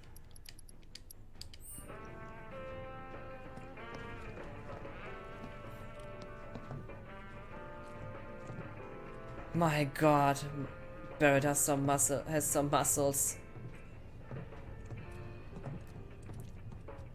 My god. Imagine someone like Barrett as your bodyguard.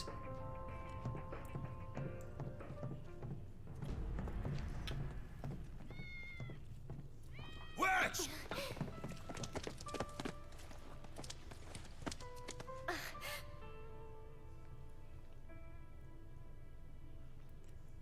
Er ist okay. Wirklich? Dieser Junge hat er mir einen Schrecken eingejagt.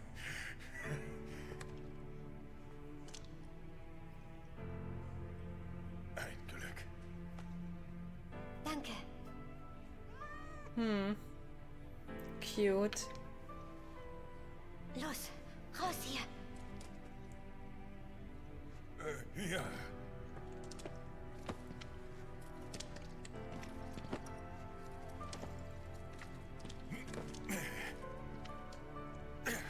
Gutes Training.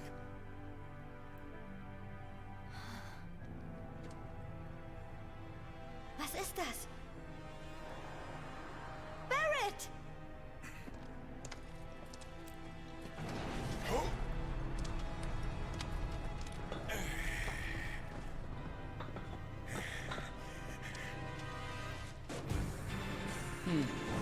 Was ist das?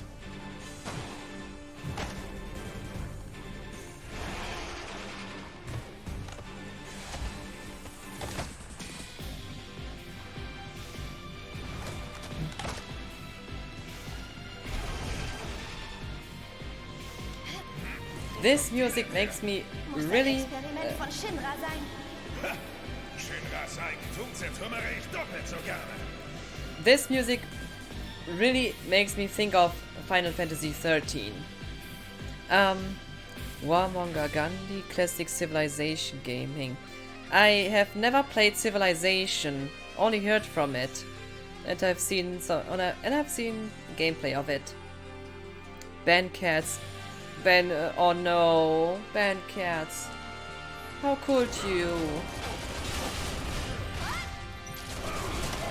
Especially when Wedge's cat has basically saved him. Experimental specimens kept in Shinra's underground research facility. They were human once, but cellular transplants designed to enhance their strength have turned them into monsters. Does sound like soldiers to me. Huh? I'm allergic. Ah, I see.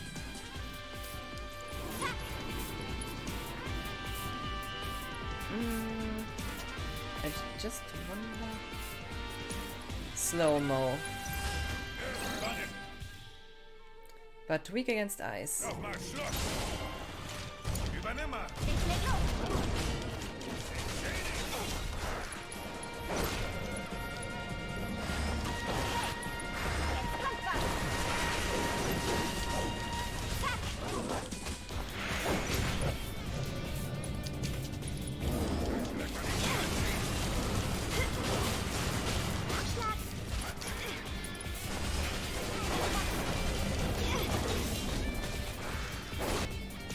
Even more.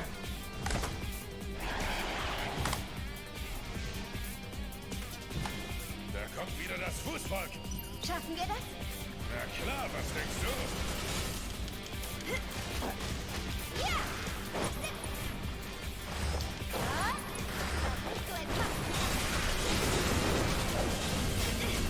Viel Erfolg! Wurde schon angedeutet. Hab schon Vorarbeit geleistet. Hey Barrett, this one's for you. Komm schon.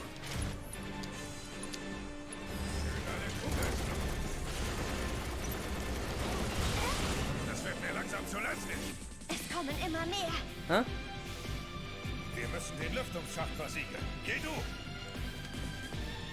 I'm gonna take a second.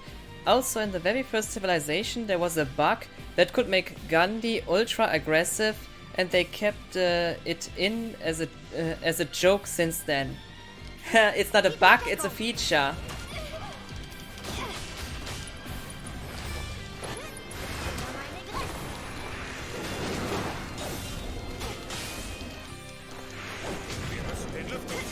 A bit like oh. Okay, gib mir Deckung.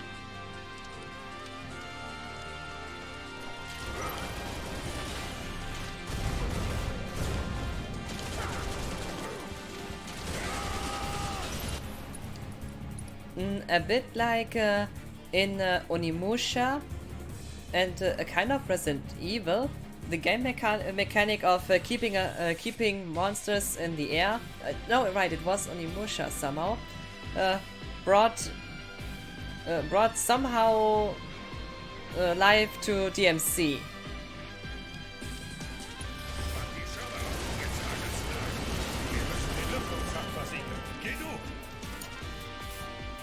Okay.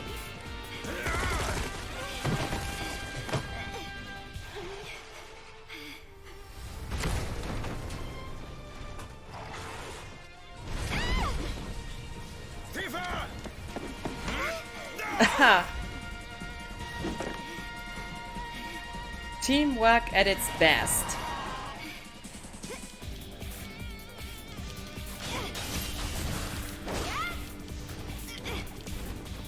Failed experiment. Oh.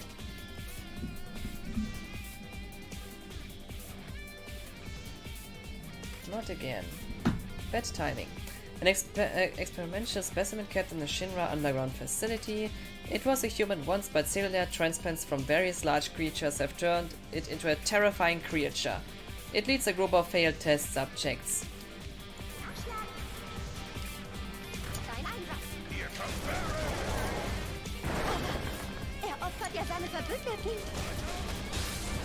I don't think this thing has something like comrades in any way.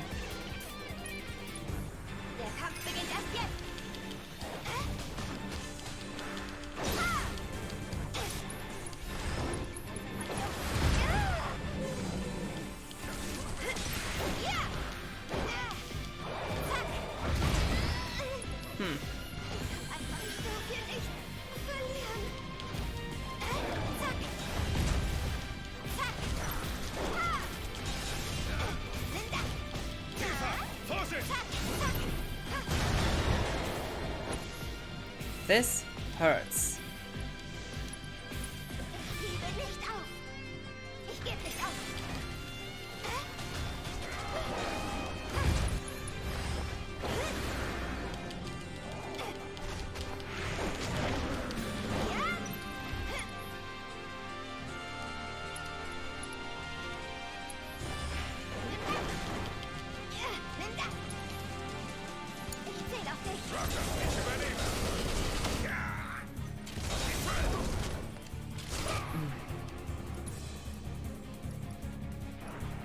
Okay, we'll do this differently. What the?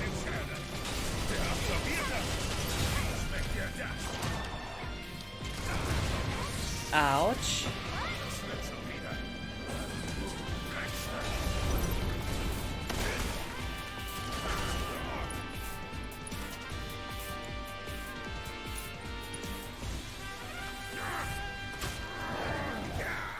Now this was...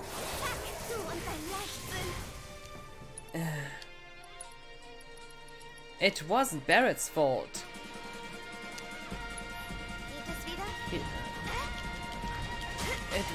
At least I was try to heal. The next moment... not yet.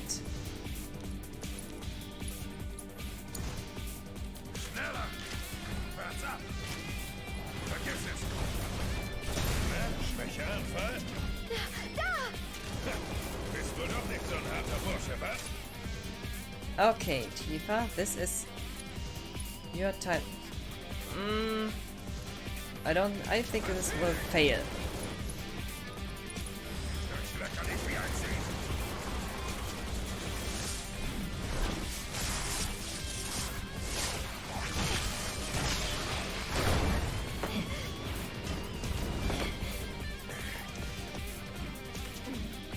That was stylish. Alles klar, dann erledigen wir den Rest von ihm.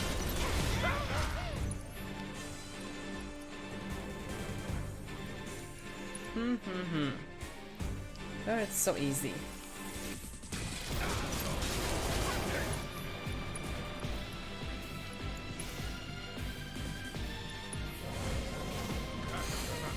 She will get attacked first, so I have to heal her.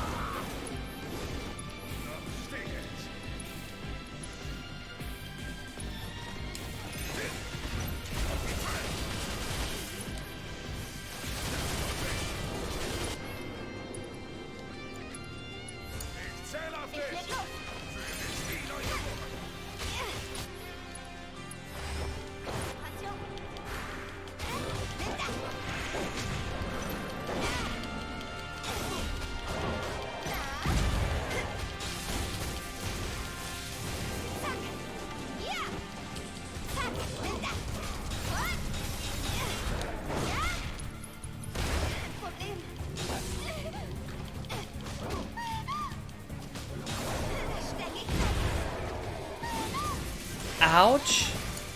What was this?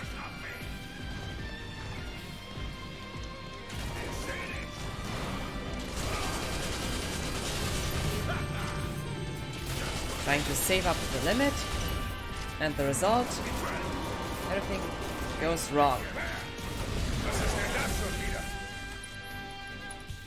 Who knows? This thing is getting ridiculous and annoying.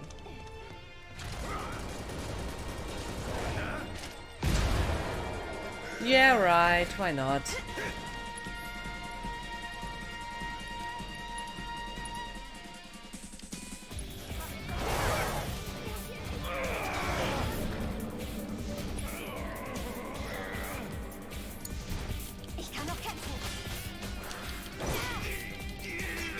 Yeah, for now.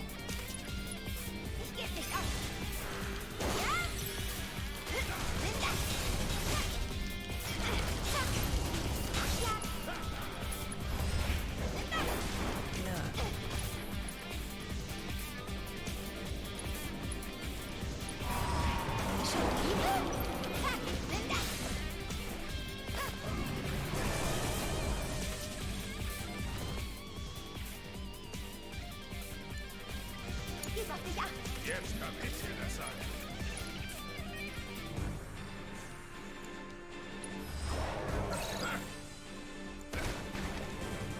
Auf jeden Fall. Vergiss es. Okay, Tifa, I guess we need some help. Halt dich nicht zurück!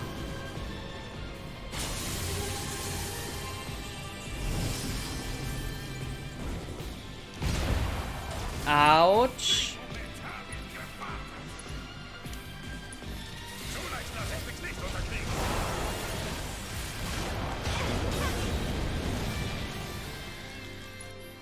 Cool effects, by the way.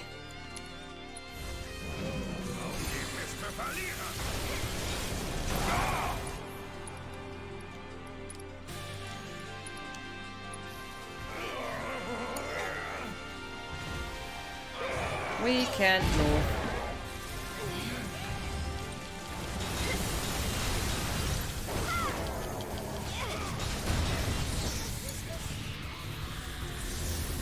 What the hell?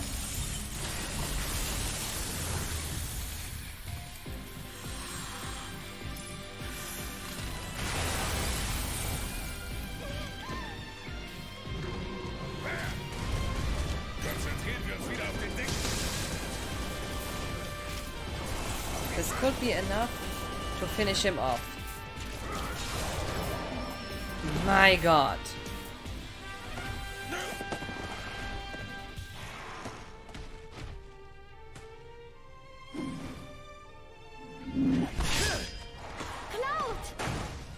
bist du ja. Los geht's. Erst rumtrödeln und dann den Anführer spielen, hä?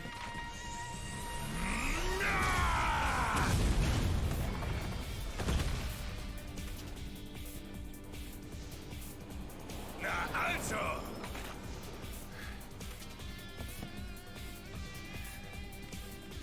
Woher wusstest du, wo wir sind? In dem Geräusch der Schüsse gefolgt. Und deinem Gebrüll. Unverkennbar.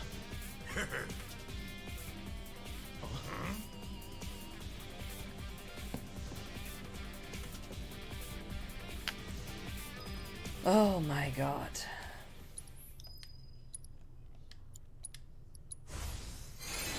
So, that's why we don't have this red screen anymore. I would like to... Oh, I can't. Ich seh dich.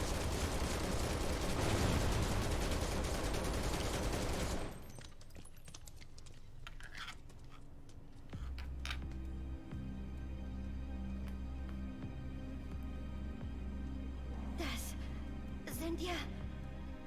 Menschen.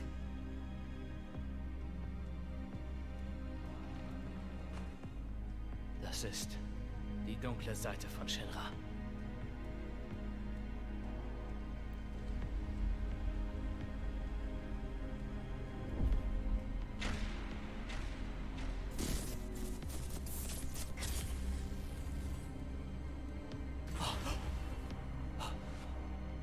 Cloud?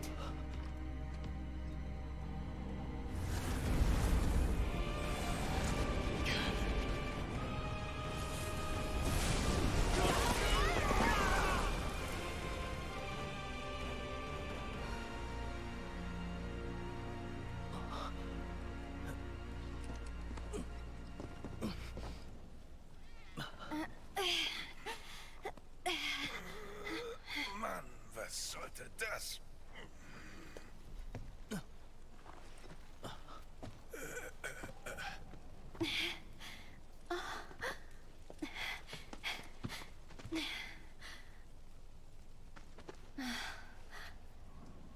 Bringen wir ihn in Sicherheit. Alles andere kann warten. Ja, hast recht.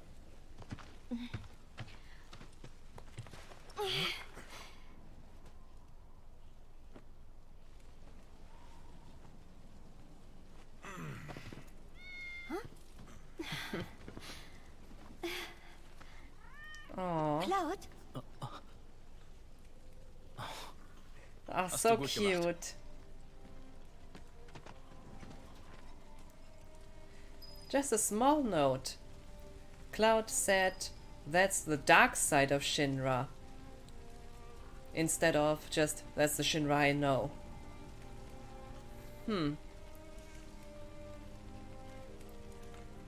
I rather wonder if they have anything, if they have even a light side.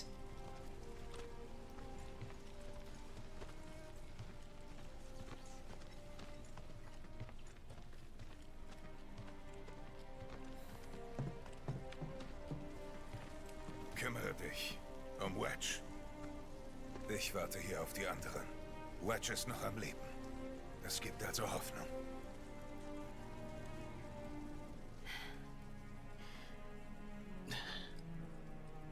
Hab oben auf dem Pfeiler mit Jesse und Biggs geredet. Ich weiß, wie es um die beiden steht. Ich glaube nicht, dass sie... Hör auf.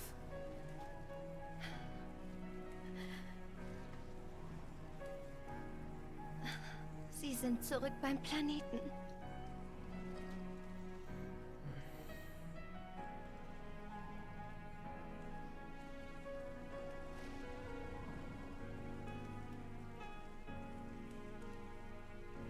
Aber wir brauchen sie doch hier.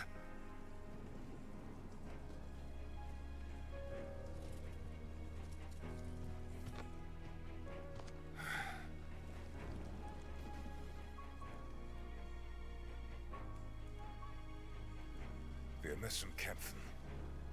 Das würden sie uns sonst nie verzeihen.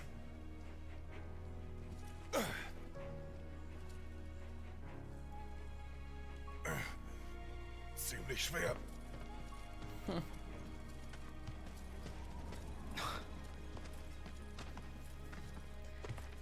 Yeah, Barrett was up to this point still a bit in denial. But as I said, I cannot blame them. In a situation like this, you are in denial. You just don't want to accept it.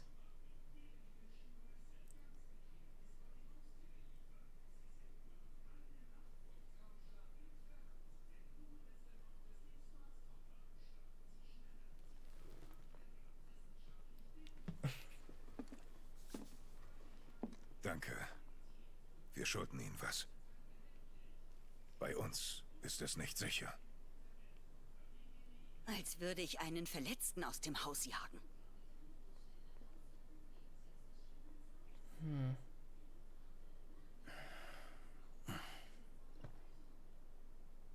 Elmira, wir müssen Eris befreien. Nicht schon wieder das. In einem geheimen Labor macht Shinra Tests an Menschen. Ich kenne Shinra besser als sie. Und ich glaube nicht, dass sie Eris nur Fragen stellen wollen. Sie würden die letzte Nachkommen des alten Volks niemals lebend gehen lassen. Die Experimente leitet ein Mann, dem Menschenleben egal sind. Aber...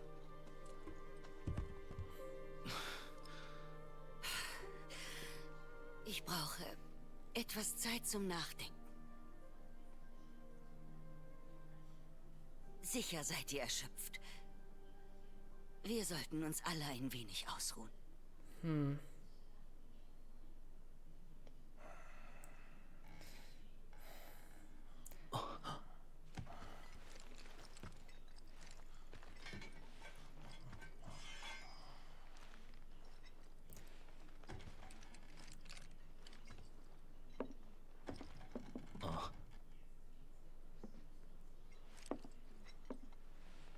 I want to believe in immortal Wedge.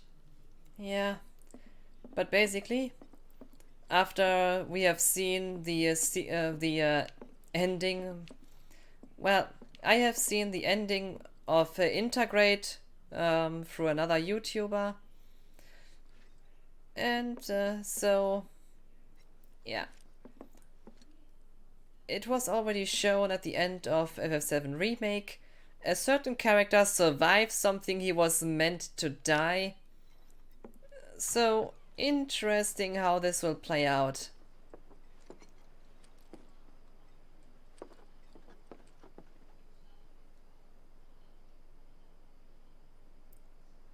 This is so out of place compared to the rest of Midgar.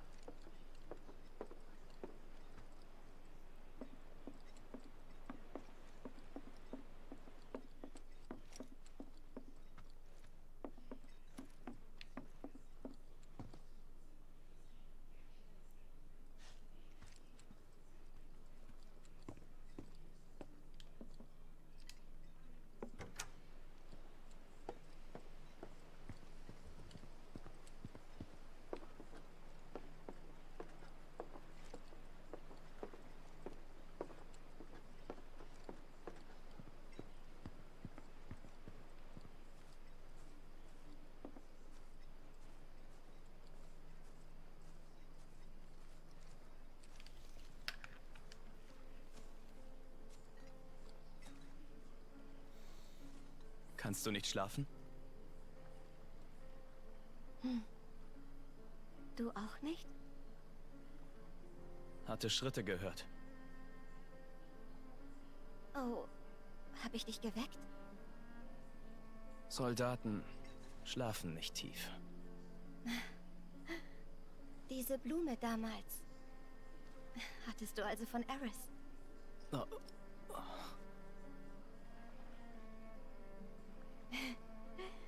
Ich wusste doch, da stimmt was nicht.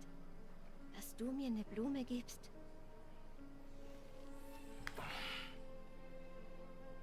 Sie steht für ein Wiedersehen, nicht wahr? Ich habe extra nachgeschlagen. Ich hatte mich so über diese Blume gefreut. Und jetzt ist sie auch verschwunden. Mein Zuhause. war alles weg.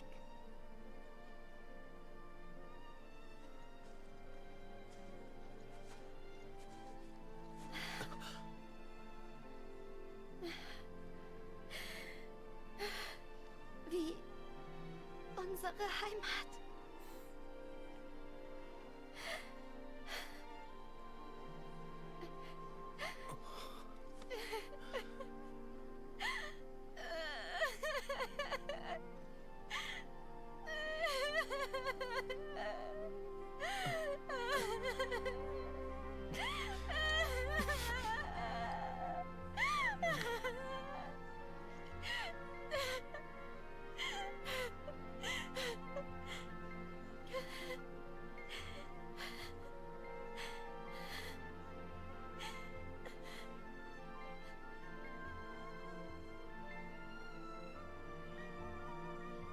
Cloud.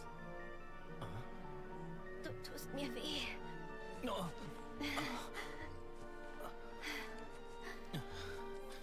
Tut mir leid. Aber heulen macht jetzt auch nichts besser.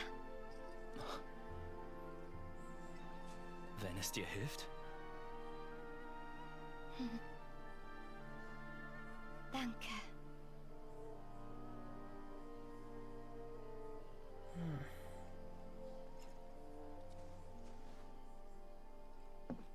Erst Marlene und dann Wedge.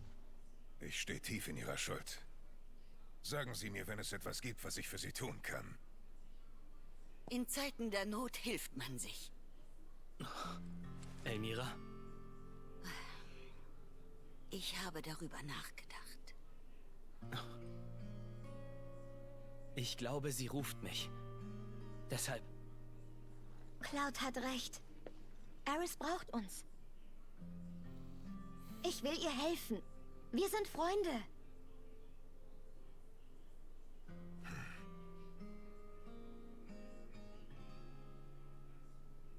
Ich habe es immer verdrängt. Ich wusste, dass dieser Tag irgendwann kommen würde. Und trotzdem. Bitte, rettet meine Tochter.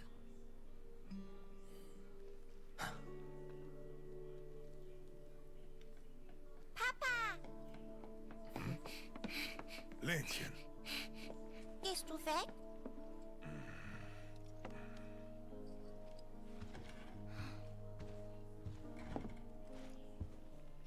Es tut mir leid. Du musst jetzt tapfer sein. Ich würde so gern bei dir bleiben. Wirklich.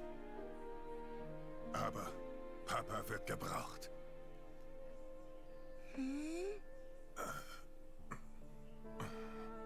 Da sind Bösewichte, die unsere Welt zerstören. Papa kämpft gegen diese Bösewichte. Ich muss den Planeten und die Menschen in den Slums vor ihnen beschützen.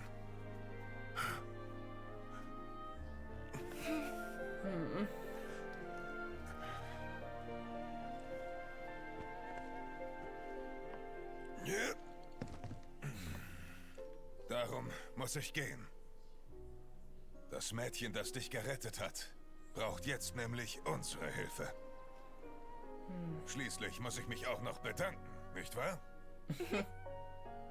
Weißt du, dieses Mädchen... Ja? Geh ihr helfen. Das mache ich.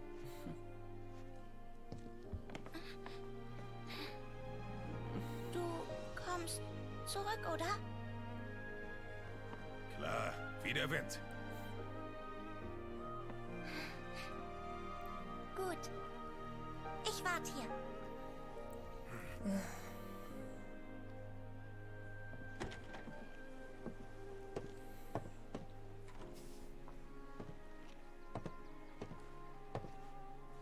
Barrett.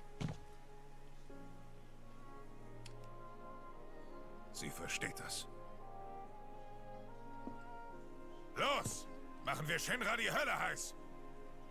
Vergiss nicht, warum wir gehen. Schon klar. Wir gehen, um Eris zu retten. Oh my, I love Barrett in the Sag remake. mal, wie sollen wir denn auf die Platte kommen? Züge fahren schließlich keine. Dann laufen wir halt entlang der Schienen. Völlig ausgeschlossen. Im Ausnahmezustand können wir alle bekannten Routen und Wege vergessen. Was schlägst du dann vor? Kennt einer von euch einen Geheimweg? Wir nicht, aber jemand anders garantiert. Corneo.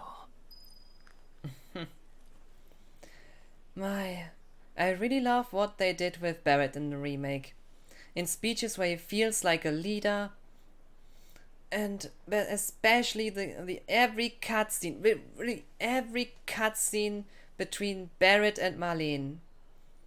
It's so great. Oh, I still have not finished Integrate. Me neither. Me either. But the reason for this, I don't own a PS5, and I'm definitely not going to buy an Epic Games version on PC. So I will have to wait too. But because I did not want to wait that long just to see the end, I had to watch it on YouTube. Material and equipment.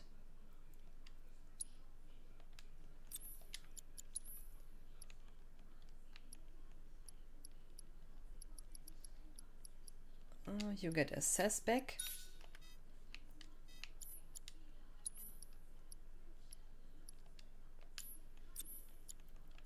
And you get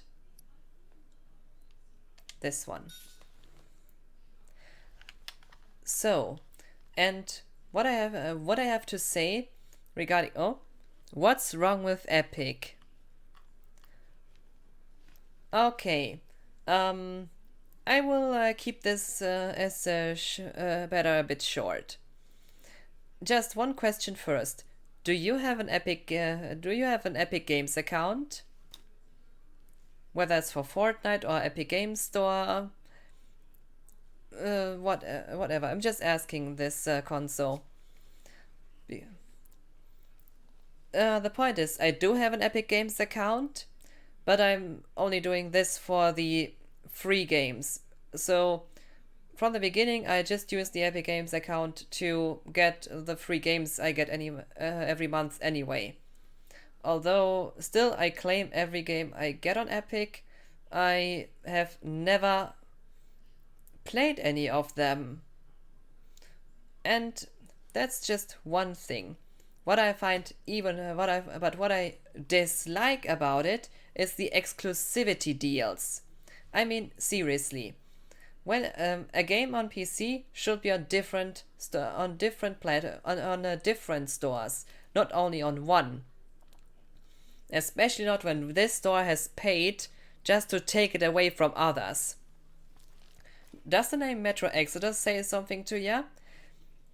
This game was available for pre-order on Steam, but just before the release, it was removed from any further sale from Steam, just to be an Epic Games Store exclusive. So in other words, they paid to make a game exclusive to their platform and bought it from another one. Only for a year, I know, but this is just a practice that's not right. When you make it, this is something you find on consoles. Especially when I think about it, this is just insane.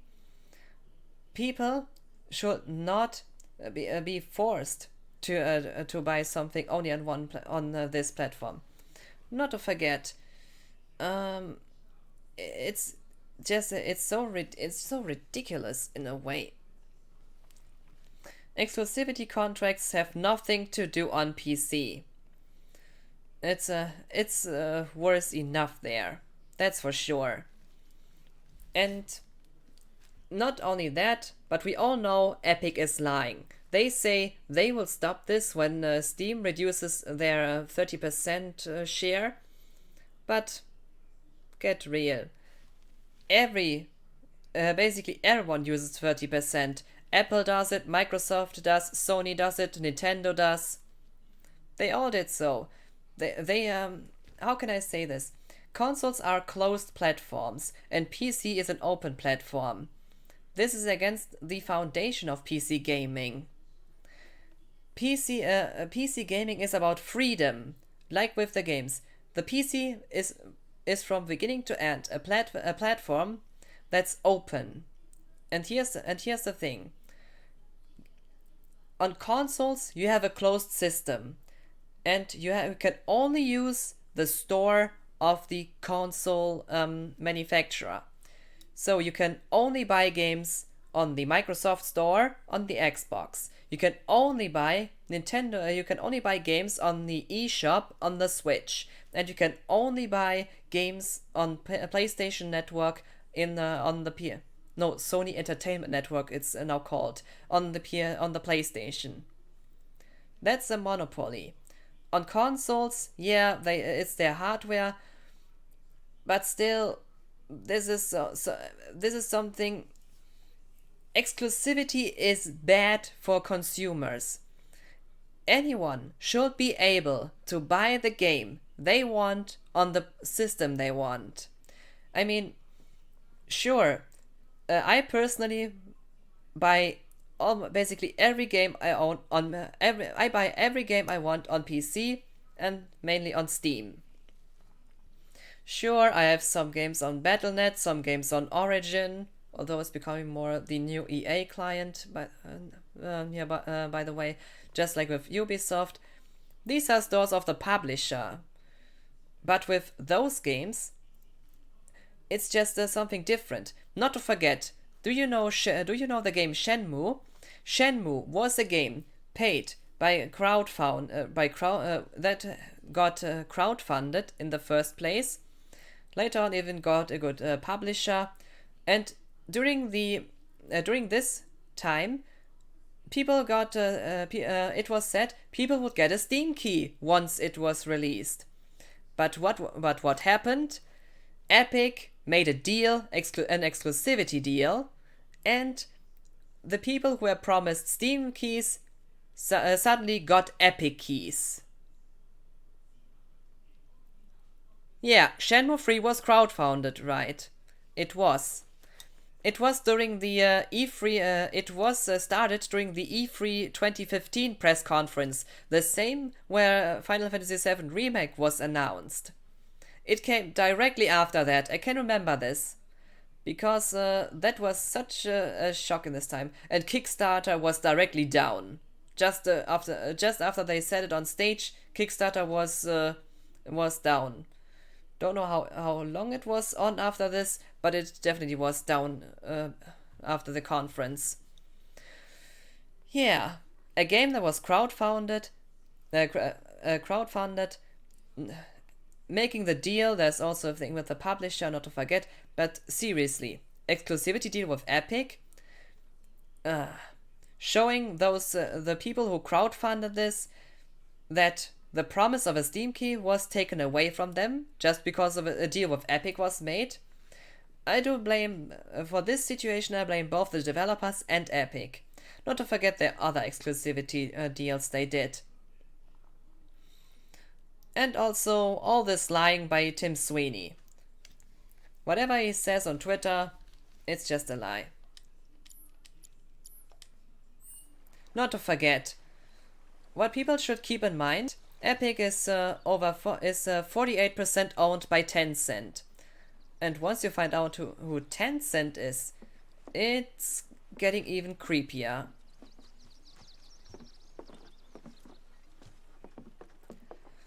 But still, Epic gets but those deals are not made. Those deals are not directly made with Tencent money.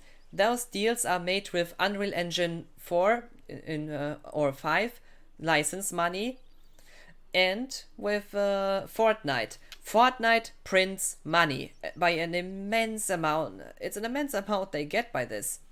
Not to forget with Unreal Engine 4. Final Fantasy VII is also made with Unreal Engine 4. And next point. Next point. They make a lot. So Epic's huge incomes come from Fortnite, which prints money like nothing else. And second, through the Unreal Engine. A lot of games use the Unreal Engine, and every game that uses it, Epic receives for every game on the Unreal Engine that gets released and sold, etc., a percentage share of licensing fee, because as a private user you can use Unreal Engine for free, but if you're selling a game, etc., you have to pay a licensing fee, and that also prints a lot of money. Yeah, interesting story, ain't it? Yeah, Tencent speaks louder in case someone is listening in. I welcome our new overlords. Tencent is a Chinese giant like no one else. That's for sure. I mean, it's one of the biggest companies in gaming overall. The biggest three gaming companies right now: Sony, Tencent, and Microsoft. Well, Microsoft is it through the Activision, through the acquisition of Activision. But seriously, the acquisition of Activision, I would be surprised if this wouldn't go through. But now, with Activision in its boat, Microsoft is only the third largest company in gaming. Sure, Microsoft itself is much bigger, don't get me wrong, but in terms of gaming market, Xbox and Microsoft gaming is just number 3 through this acquisition. Before they were like number 5 or 6, I guess. I'm not sure which place they had before. I think it was 5 or 6. But yeah, this should tell you something. Epic is a company. It's just I don't like this business practice. Not to forget, how long did it take for Epic Game Store to even have a shopping cart? This is just ridiculous. Or Stadia, which is from Google, of course, and it took so long to get a search bar. I think from Google this is so ridiculous. But yeah, Epic should have spent. If Epic would have used this lower revenue share to make games cheaper on their to work with publishers to make games cheaper on their platform, this would be a totally different manner. Or same price, but publishers would tend to say they get more money for this. No, they pay in front a lot of money just to compensate for missing sales, because everyone knows on the Epic Game Store you will make less sales than on Steam. That's just that's logical. The user base is much higher. And yeah, what can I say? Not to forget something else missing: a way to review the games, or maybe a forum would be also nice. It's just weird. Epic spent more money on exclusivity deals than improving the platform they want you to use. Why not put this money, for example, into small indie developers who might need this money more, and give them kind of a stage to present their games on the Epic Game Store. You get it here first. It's something like this, making them maybe supporting them with deeds like this. Sure, it is also in a way a kind of support, because as a small developer, especially indie, getting a deal with Epic is not bad, because you definitely get money from sales, even for sales you would not get. I can see why smaller developers would make a deal with them, but with huge publishers who either way make billions, It's just getting ridiculous. Sorry, that was just a long rant about the Epic Game Store. I haven't even started getting really onto this, but I wanted to keep it as short as possible. Because if there are some things that made me angry in the last few years, it was Epic and its anti-PC PC gaming stance with this store. Not to forget accounts being banned for making too many purchases, as during the first mega sale there was no shopping cart, and making too many buying too many games at once could have caused your account to be put on hold, which is also weird. How can you release something in this state? Make it proper, make it something that people want to use. Give them something more than just free games. Maybe just making a good product. It's so sad. It could have been so much better. When it was announced, Epic would open when the Epic Game Store was announced, and it was directly said lower revenue share, etc., and maybe something even for smaller developers. If I remember right, there was even a talk about it. But yeah, if it would just have been something really good, something that would be competitive, something that Steam would say, oh my, this is a really good product they are selling there, maybe we should improve as well. And that's just sad. Instead of competing with quality, with a great product, just making deals. And taking away games from another platform. Or more rather, pay to not letting these games release on other platforms for 1 year. At least it's only timed exclusivity.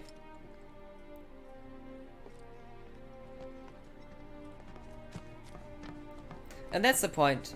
You know anyway that these games will be released on other platforms anyway.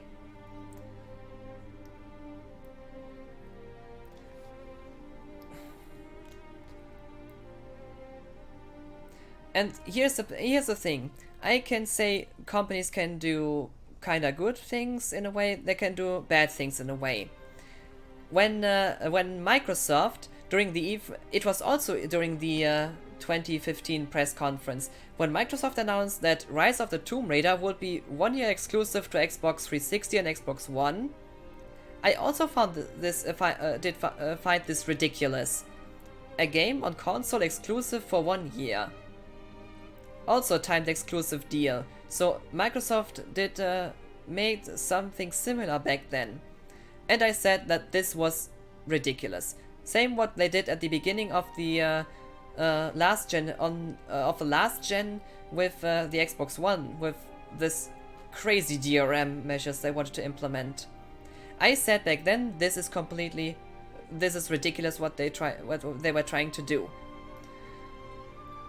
And times have changed. Today, Microsoft has with their Xbox One, Xbox Series, a really good platform, so that where you can play your old original Xbox games, Xbox 360 games, and the whole library of Xbox One games on it, on the newest generation. You can even play together. I mean, you can play over LAN with between Xbox One, OG Xbox 360, and Xbox Series consoles. You can still play the old games thanks to backwards compatibility. And this is something impressive, and that's impressive how good this works. Not to forget with Xbox Game Pass. It's a fair price, it's a good deal, it is something that where you would say it's a good deal, it's a good product, you get access to so many games at once. I mean, I have Game Pass Ultimate, and Yeah, I had it for, what was that, 1 month or 3 months? I'm not sure. I just had it as a test. Yeah, well, kind of. I had a test, and I got, when I got my Xbox One X during a Black Friday sale, I also had some time with it. I don't know how much exactly it was, but nevertheless, despite when my Ultimate subscription was short before its end, I renewed it, and I did so ever and ever again because it is a product where I say this is something that is good competition, and if Sony will sooner or later bring a good product as well like this, because Game Pass is on Xbox One usable, on Xbox Series, of course, Xbox consoles. It is on PC, and also you can play your games on your Android device, at least the ones that are available through the cloud. And not to forget, it also includes EA Play, which is also not a bad. It's a good deal. For this money per month, you get access to a lot of games. A lot of them you might never have tried if it wasn't for the service, and others which you wanted to buy anyway. So, no matter how you look at it, it is a product that offers value, a good product where others should be competitive. Should be competitive, or at least try to be it. And that's the point what I find so sad about the Epic Game Store. If it would have been something that would have offered value, being competitive, or at least, very least, would have been a very good, a product that would be usable in a normal way, without all those caveats, and especially without this ridiculous exclusivity deals. So instead of bringing something good to PC gaming, it did the whole opposite, and that is sad, and something that should not be supported. That I personally will not support. Oh, I'm sorry for talking so much about this right now, but it's just a sad, and it's just a topic that it's sad and it makes me angry at the same time. Yeah, it's a shame. It is. And sorry for talking now so much about that, but it's not even all I would like to talk about this, but no, that is basically enough for now. But it's just my standpoint. This is just an anti-gaming standpoint itself. Especially anti-PC gaming.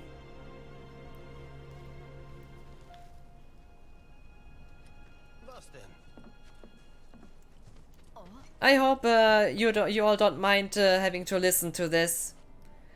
Maybe you will disagree with my opinion.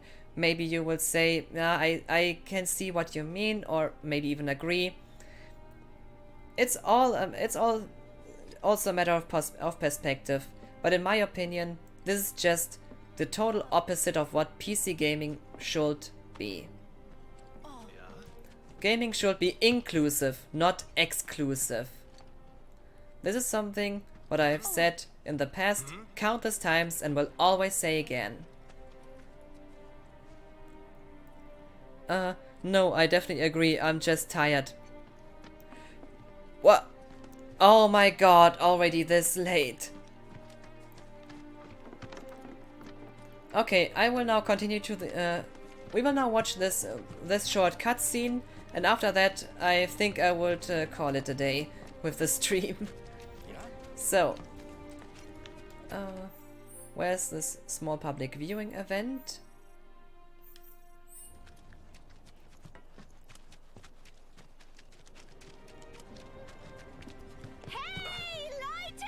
Kiri.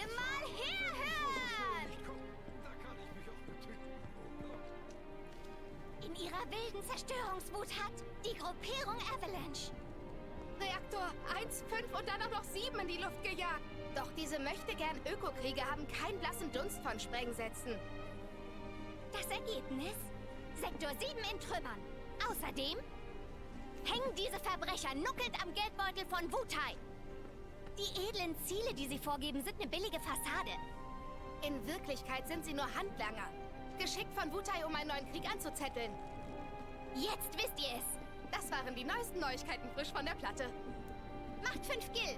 5 Gil macht das. Ist das wahr? Hinter all dem steckt eigentlich Wutai? Diese Schweine, die wollen doch nur unser Marco. Bricht jetzt etwa wieder Krieg aus? Wir müssen uns gegen Wutai zur Wehr setzen. Hey, 5 Gil. Informationen wachsen nicht auf Bäumen. Wir arbeiten nicht für Wutai. Wenigstens diese Lüge muss ich klarstellen.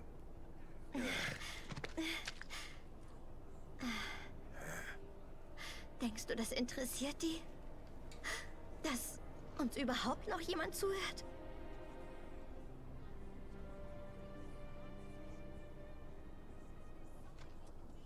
Nein.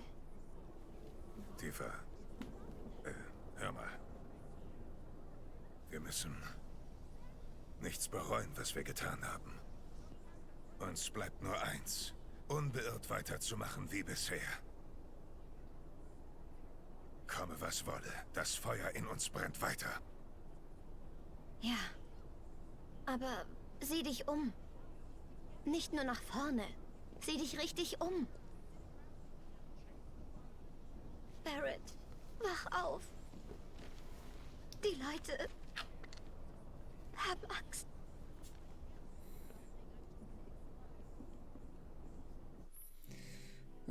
Odd Jobs. The final job.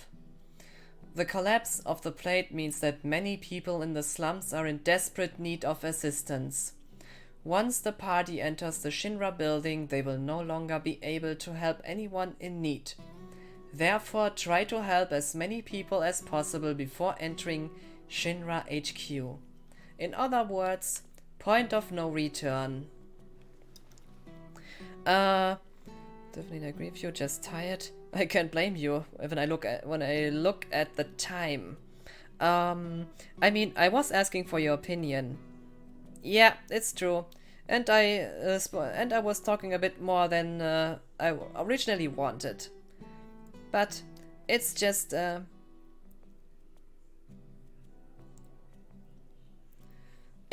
such an it's just that of kind of a topic that you can basically make endless discussions about. I mean, there's no, in my opinion, games should be on every platform, so as much people as possible can play them. I mean, there's no reason why Bloodborne shouldn't be on Xbox or PC. With the Switch, well, maybe I guess it could be possible. I would say it is possible, just the way how the result, just the result, well, you would have to see. But seriously, Witcher 3 runs on the Switch, so this should be possible. Even Doom is on the Switch. It is kind of impressive what kind of games find their way on the Switch, when I think about it. It is an impressive device. I have one, yeah, but I would not necessarily buy those games on it. I would play these games preferably on PC anyway.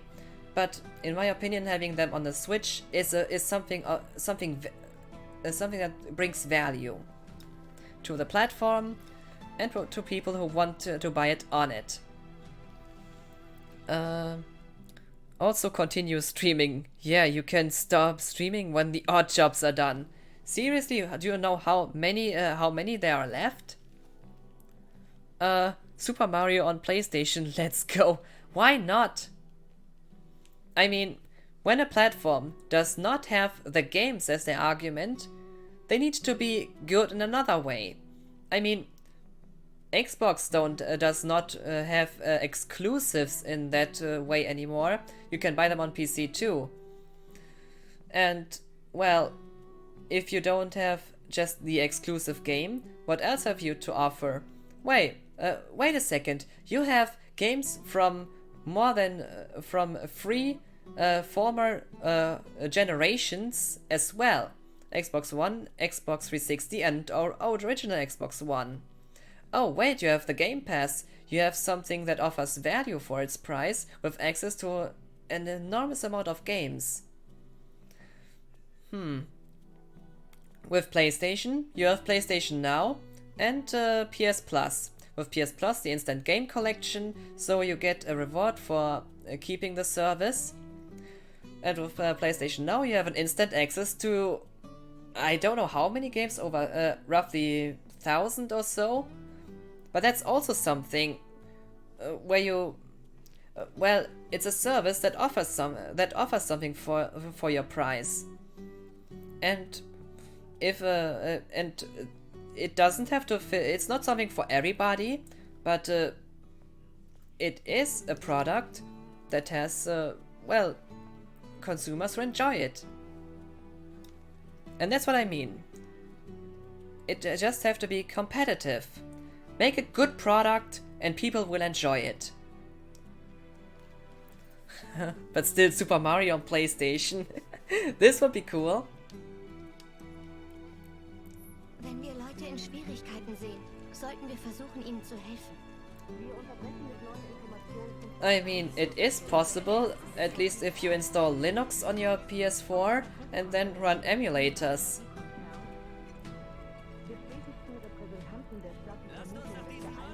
But that will basically be a bit like enabling dev mode on the Xbox.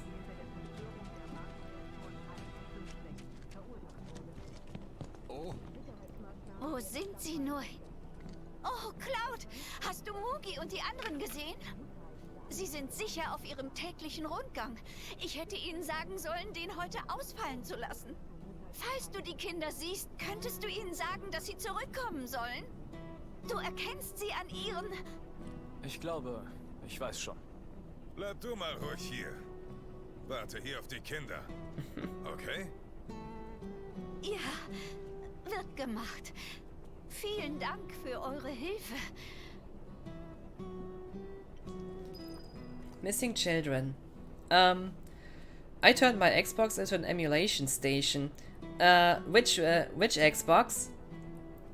It's an Xbox Series S or X? Or an Xbox One or X? But that's what I mean. You can just get the dev mode, which doesn't cost much. It costs... How much was it? How much is it? Just a few euros or so. And, well, thanks to universal Windows platform ports of emulators, you can use it on them, on it. 10 to 20 or so it is, if I'm not wrong.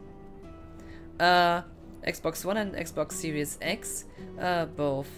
$19 US or so. Yeah, something like that. 10 to 20, something around this.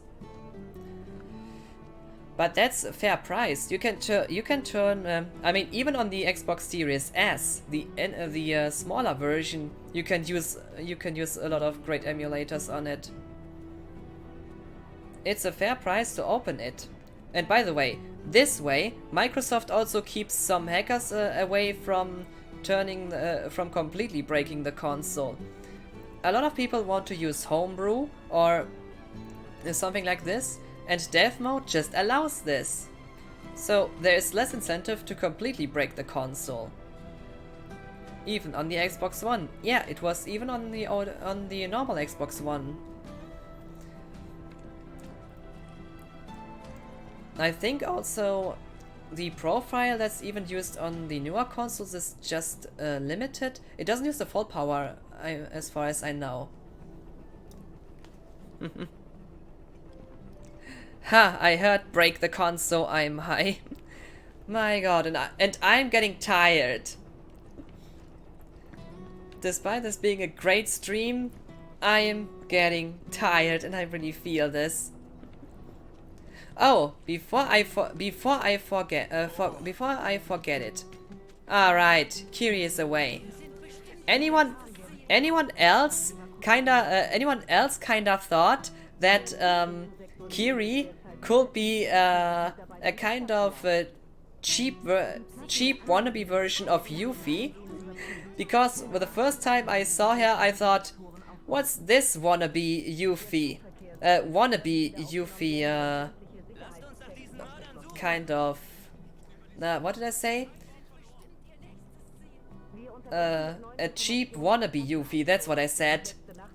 But sure, she was already in On the Way to a Smile, was it called? So she is not completely new character in this time in the series. Also, it's weird that the game is talking about a point of no return when the game is all of points of no returns. That's the point with linearity. Games that are linear have basically not much to backtrack. So that's not so surprising. I mean, games that go into one direction, it would be weird to go back. It gets more open in this chapter here, but it's still not an open world per se. Even where I have to say, open world is something that you can do properly or really bad. But still, too much open world can feel like work, but it can also feel like freedom. Sometimes linear games have the advantage of being able to show you what they want to, so you can plan from beginning to end what is it that the player will see. But with open world games, you have to add so much at so many places. This is something completely different.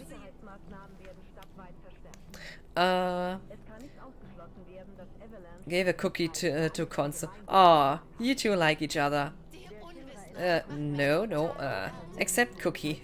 Do you wish to accept cookie on this account? Yes? No? I wish she was older so I could watch lewd pictures of her without a guilty conscience. These are virtual. These are no real persons. They are video game characters. So not any reason to be guilty at all. Seriously. I wonder how open part 2 gets. Good question. Because starting from part 2 on, I mean, next stop is definitely Calm, or maybe something before it, but they were on the way at the ending.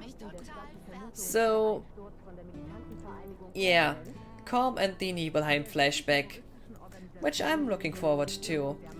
And my god, Calm is just one of those towns in FF7 that I really like. Icicle Inn is beautiful, as Something in the Snow is anyway. Wutai has its unique look. Calm is just this calm place. You would basically live there, but for party you would leave. And yeah, the other places, Gongaga is basically, well, post-reactor meltdown, you don't want to live there. I mean, who knows how much Mako radioactivity is still around. And what else? Cosmo Canyon is also something really cool. But yeah, it has also this cozy, kind of cozy atmosphere. Nibelheim, no way. This place is just too creepy. And Rocket Town, this is basically just a rocket, nothing else. And Midgar, this is just this metropolis you might go on a weekend trip, but not live your whole life in. Or maybe using a train to get there to work or something like this. For Calm, they could use the version of Dirge of Cerberus. Might be. Dirge of Cerberus has even more maps of has even one map of Calm that's a bit bigger than the one you play in the single-player campaign, but that's a part of the online multiplayer. Not to forget the other regions you see in the extra missions, which all originate from the multiplayer mode. It's so sad that its story is not included in other releases of Dirge. I mean, when I showed the multiplayer cutscenes on stream, I did so specifically to show what is missing in Western releases. Good for me that I own both the original Japanese version of Dirge of Cerberus and the international release of it. So international, also Japanese version, which is playable in English thanks to it containing the localization as well. Oh my god. I am starting to make this just chatting, seemingly. But my... 3 AM in the morning. What the hell? One of my longest so far. Or is it? I am streaming for like 6.5 hours. But it's so weird. I'm tired, but I'm also having so much fun. That's a difficult decision.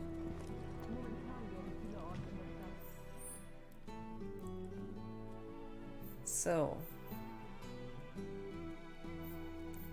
where to go?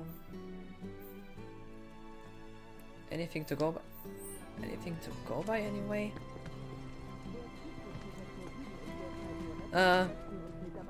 Uptime, Ms. Cookie has been streaming for 6 hours 30 minutes. Yeah, I see this also. Here. 6 hours 31 minutes 24 seconds right now. Impressive. If that isn't a long stream, I don't know. It must be the longest so far. Hey, du musst Cloud sein. Sam hat mir schon so viel von dir erzählt. Wenn uns jemand helfen kann, dann du. Als ehemaliger Soldat hast du sicher genug zu tun. Aber solltest du doch etwas Zeit haben, könntest du uns vielleicht helfen, unsere entlaufenen Chocobos zu finden? Der Sturz der Platte hat sie so verschreckt, dass sie einfach davongelaufen sind. Die armen Tiere müssen jetzt sicher irgendwo Angst und Hunger leiden. Oh, sie tun mir so leid. Wir hatten die Augen offen. Keine Sorge, eure Chocobos finden wir schon. Vielen Dank. Bitte gebt ihnen das hier zu fressen, wenn ihr sie findet. Mir fehlen insgesamt 3 Tiere. Sie heißen Coco, Rollo und Momo. Wenn sie ihr Gemüse bekommen, sollten sie sich beruhigen und von alleine nach Hause finden. Danke. High-speed travel in Chocobo carriages. Chocobo carriages will take you to destinations much faster than by foot.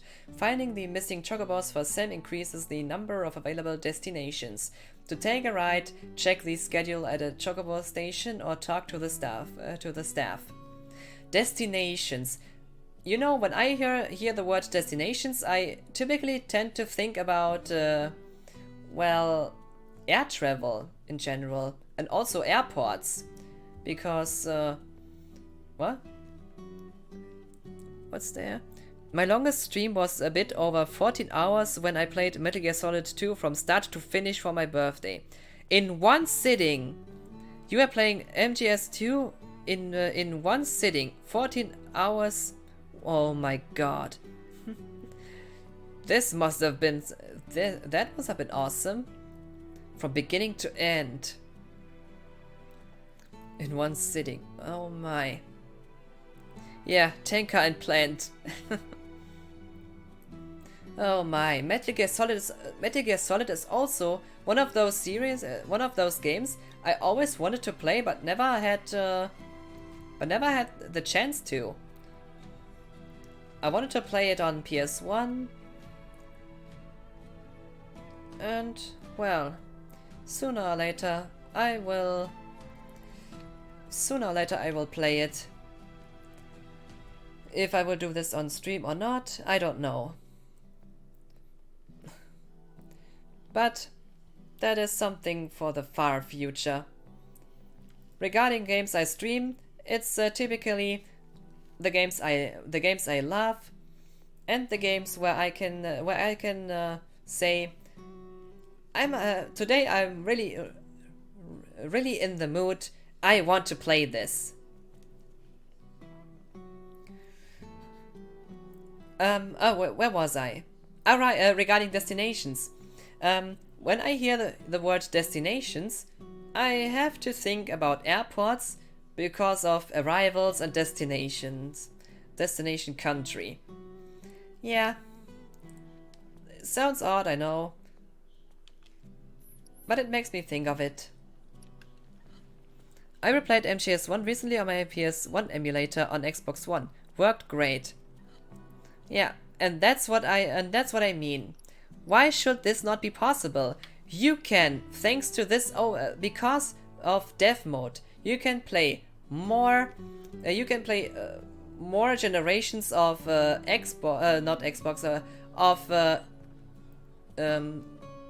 example, you can play more different Super Mario games on the Xbox One or Xbox Series consoles through this emulation than you could on any Nintendo console, on any console Nintendo has ever released. Except if you would unlock the full potential of the Switch to to make it possible for it to execute homebrew and also emulators, etc. But yeah, that's what I mean. Why should this not be possible?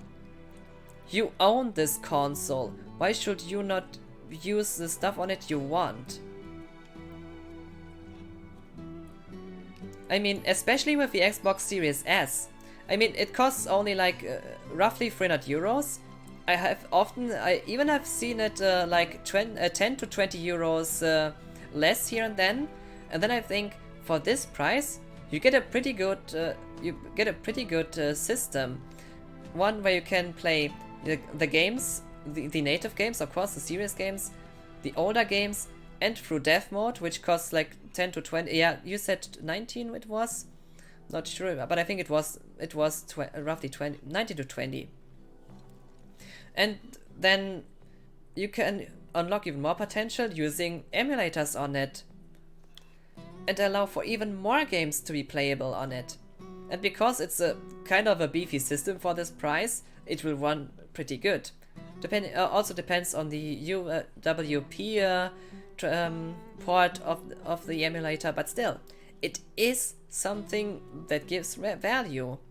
It's an overall good product. And by the way, I don't own an Xbox Series S or X. I have an Xbox Series X. Sure, I had an OG Xbox, I had an Xbox 360, and for a while an Xbox One, until I got a Black Friday deal on an Xbox One X. So I replaced it. But yeah, why should you not be able to use it? It's weird, when I say that a product is good, it feels almost like I'm making a commercial for it. That's weird. Yeah, when I talk this way, it feels like I would this is weird. Speaking positively of a product because I appreciate what it is and what it offers for its money. That's really a bit like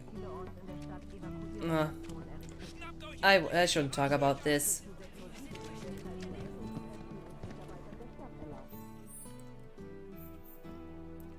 I'm more talking than playing. I'm more talking than gaming right now.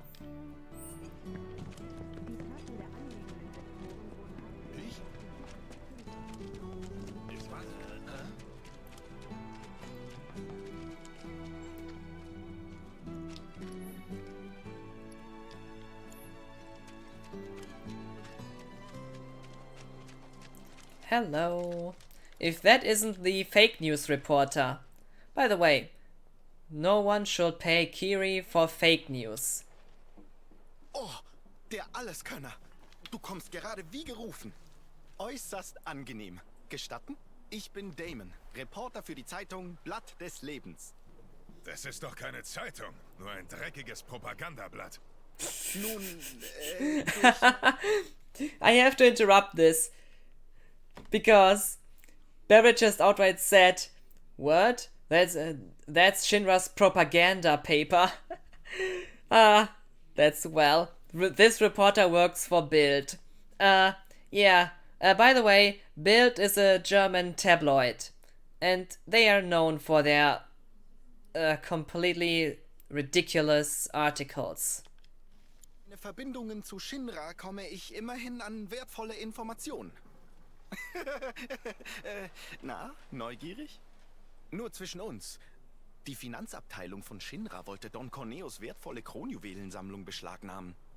Aber jetzt kommt's. Der Schlüssel, um an seine Kronjuwelen zu kommen, wurde gestohlen. Von wem? Nun, von niemand Geringerem als dem mysteriösen Racheengel der Slums. Der legendäre Meisterdieb von Sektor 5, der Racheengel der Slums, der von den Reichen nimmt und den Armen gibt, ist wieder einmal aufgetaucht. And also, what he said, he takes from the rich and gives to the poor. So, Robin Hood allusion. Oh, I played the for and MGS2. I played as the 360 version on my Xbox One because I bought the MGS2 and free bundle. Ah, I see. It was on sale not too long ago, like 2 or 3 months ago, I guess. Can't remember it. I've seen this. This reporter works for Bild. Works for Bild? Ha, big oof. Yeah, right. Wie sieht's diesmal aus? Interesse? Naja, Interesse schon, aber keine Zeit. Ah, Interesse. Sehr gut. Also dann, hier. Wo das Versteck des Racheengels ist, muss ich nicht nochmal sagen, oder? Hast du deine Lektion nicht gelernt? Naja, ich versuche, mir meinen Optimismus zu bewahren. Wenn der Racheengel mich ins Visier nimmt, habe ich eine noch viel aufregendere Story. Und was soll ich machen? Wenn es dir gelingt, den Schlüssel zurückzuholen, gehören Corneos Kronjuwelen dir. Ich will lediglich herausfinden, wer der Racheengel wirklich ist. Wenn du also auf Informationen stößt, wäre ich dir sehr verbunden, wenn du sie mit mir teilst. A small side note, in Crisis Core, there's also a reporter, but the one in Crisis Core wants to show some of Shinra's secrets. Well, he wants to how can I say this? My God, my English gets worse as I'm getting more and more tired. No, not basically. He wants to reveal it. Could you say this? Yeah, he wants to reveal some of Shinra's. No, expose. He wants to expose Shinra's lies, and you have the option of either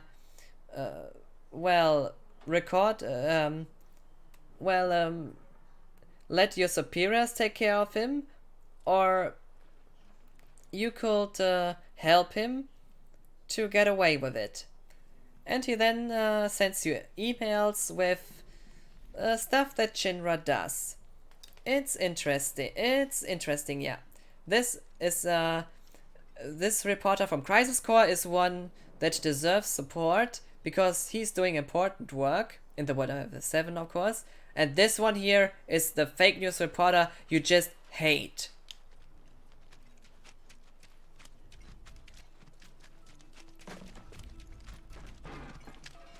And we have a tank.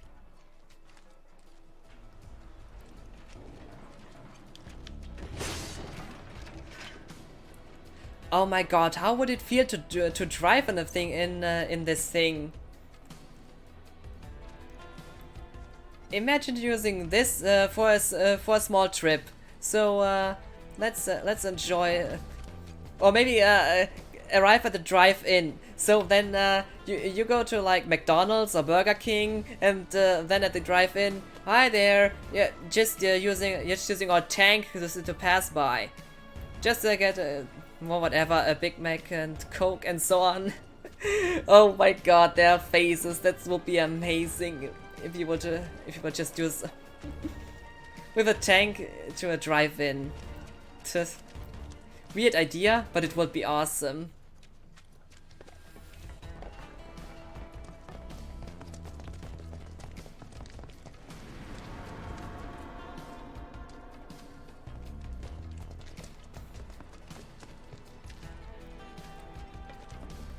This smells of ghosts. A broken world. My god, almost 7 hours. And people still enjoy can still watch it and enjoy it. I wonder, am I doing something right? I mean, for something to be entertaining this long, it must be either the game Das ist das or vermisste me. Balk? Wie bitte? Vermisstes Balk? Geht's noch? Wie? Was treibst du denn hier? Bist du allein? Nicht allein. Wir haben auf unserem Rundgang die eingestürzten Gräber wieder in Ordnung gebracht. Doch dann war da so ein Lachen. Und auf einmal waren die anderen verschwunden.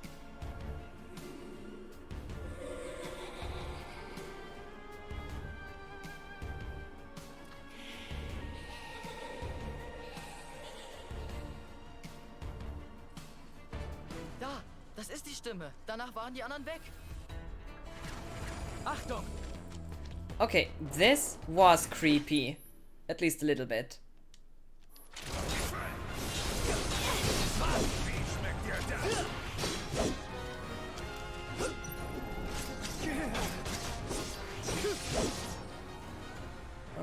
Okay. Bin mal so frei. Oh, and it failed.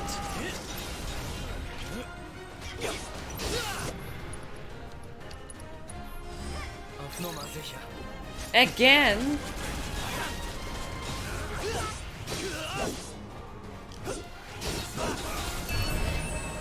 Acquired the Spirit Siphon ability? Okay. But how? I won't complain. Finally. Phantom A. Thought by X. Ah, right! Now I know it's the enemy skill. Thought by experts to be a subspecies of ghost. Much like their relatives, however, they set upon passers-by and cause mischief as well as harm. And no one can discern why. We know these kind of... Wait a second, can I also... It's worth taking the risk.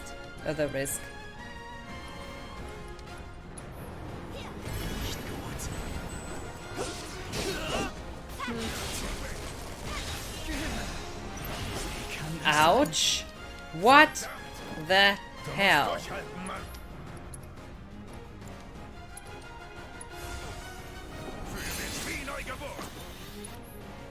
As good as.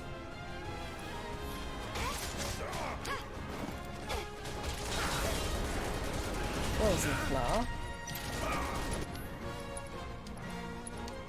Hey Cloud, come back. Hey, alles okay?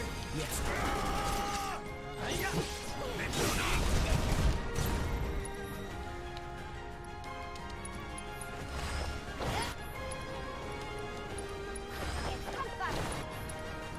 Focused shot.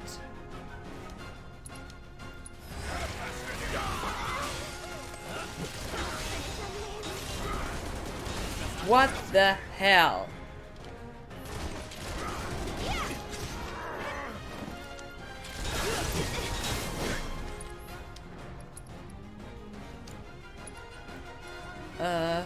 Tifa, please. Don't die. Now Cloud, please don't die.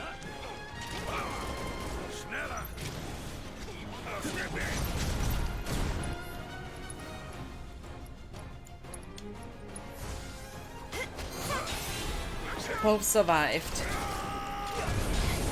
Essence drain.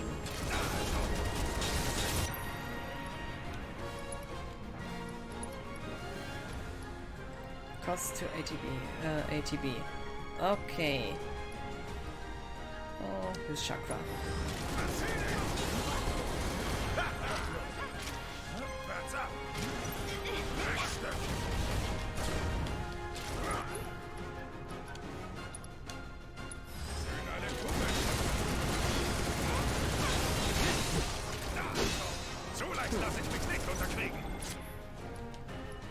Where it's so easy. So, Cloud. Firewall this one. Because this way I can finish one off. Or maybe it won't be enough, but at least he gets lots of damage. Yeah, I agree. I wanna see you suffer. Okay, that was awesome. That was awesome.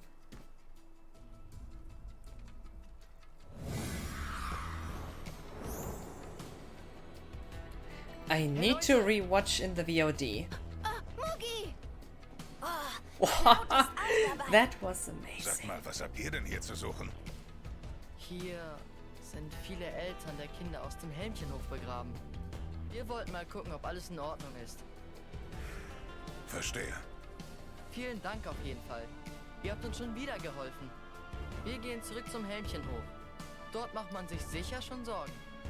Cloud, das hier habe ich vorhin gefunden. Wenn du willst, kannst du es haben.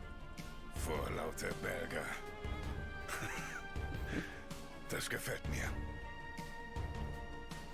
Okay, I have to rewatch in the VOD how this just happened.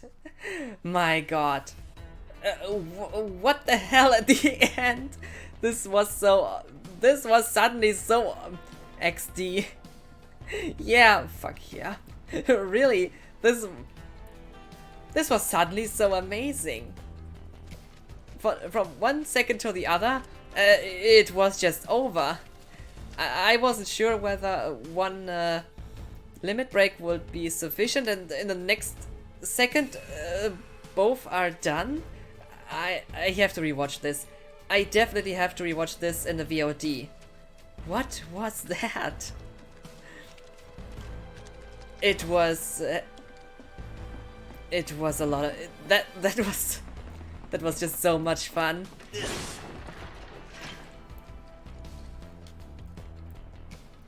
Just so suddenly over.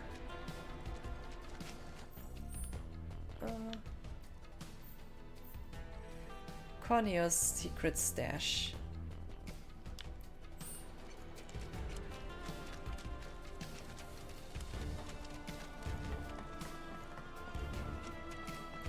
Hey, birdie. Hey.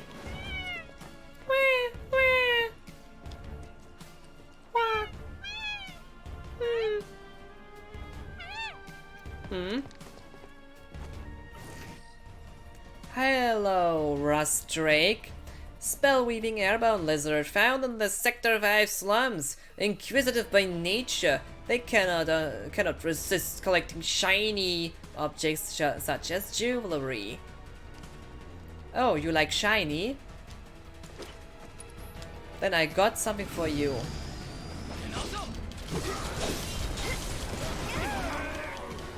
And it's a sword.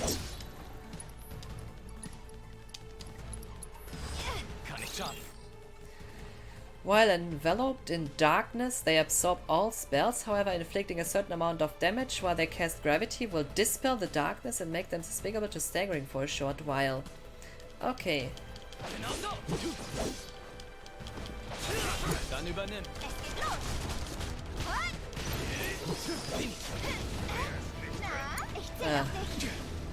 Nicht übertreiben.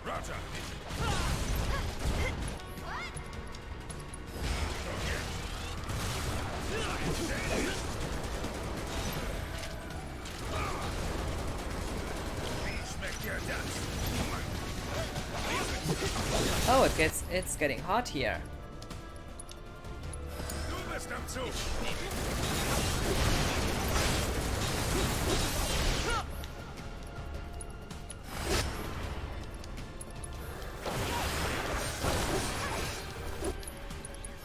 Verzieh dich!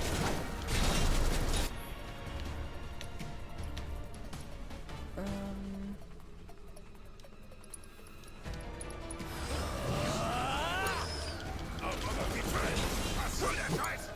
Überlass das mir.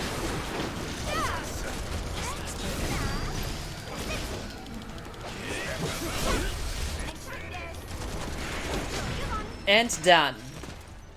Das müsste ich doch besser können. Oh, come on. It was still cool. Sure, we're all in critical health at the end, except for Tifa. But still, it was fun.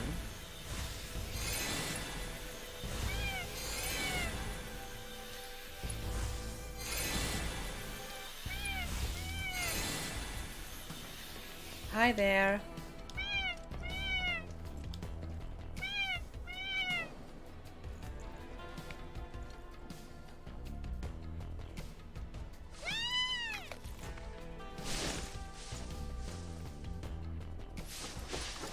Sam's delivery service is back in operation. Sector 5, Undercity Station and Steel Mountain, boarding only. Chocobo search.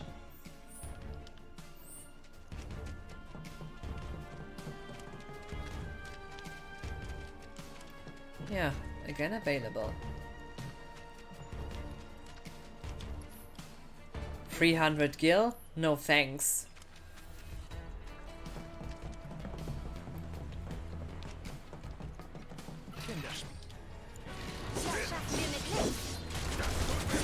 Volle Konzentration. Dann übernimm. Roger, ich übernehme.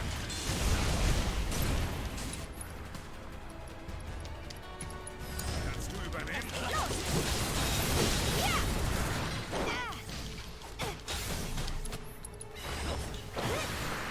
Das alles?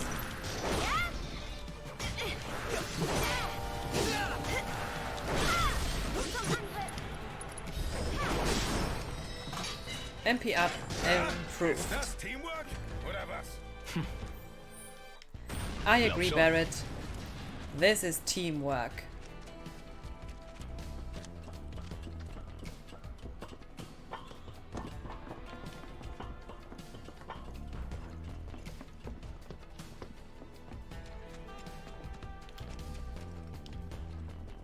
Hey Söldner, bist ihr heute in Begleitung unterwegs? Ich bin Mirai. Cloud und ich sind, wie soll ich sagen, flüchtige Bekannte. Was machst du hier? Vermutlich das gleiche wie ihr. Oder seid ihr etwa nicht auf der Suche nach Corneos Kronjuwelen? Woher weißt du das? Ich liebe den Duft in der Gerüchteküche. Heute bin ich hier, um dieses pikante Gerücht auf Wahrheit zu überprüfen. Aber hier ist nichts Wertvolles versteckt. Wenn der Racheengel vor uns hier war, hat er die Kronjuwelen sicher schon an die Armen weitergegeben. Das mag wohl sein. Aber ich habe noch ein Gerücht aufgeschnappt. Beantwortet mir erst eine Frage. Nehmen wir an, ihr findet die Kronjuwelen. Was würdet ihr dann mit diesen wertvollen Dingen anstellen? Wir würden sie verkaufen. Um den Menschen in den Slums wieder auf die Beine zu helfen, braucht's eine ganze Menge Güter. Mit dem Erlös könnten wir Lebensmittel und andere wichtige Dinge kaufen. Wenn das so ist? Am Gerücht, dass der Racheengel den Schlüssel gestohlen hat, ist kein Körnchen Wahrheit dran. Fragt am besten mal Kiri, die weiß mehr. Die Kleine ist verdammt gut, wenn es ums Beschaffen von Informationen geht. Ihr könnt sie gar nicht übersehen. Man erkennt sie sofort an ihren geringelten Strümpfen und dem Hut. Wo finden wir sie? Da bin ich überfragt. Diese jungen Leute von heute sind doch ständig auf Achse. Oder etwa nicht? Kiri erkennt man sofort. Sie ist das Mädchen mit den geringelten Strümpfen und dem schicken Hut.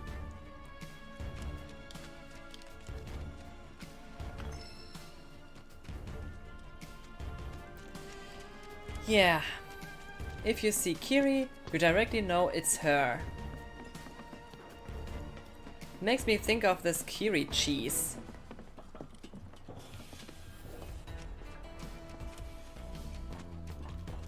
Hi there. Kurz und schmerzlos.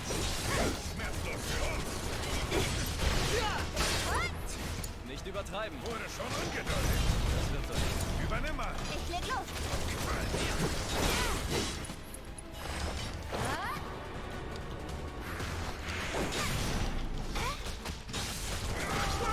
Viel Erfolg. Jetzt erst recht.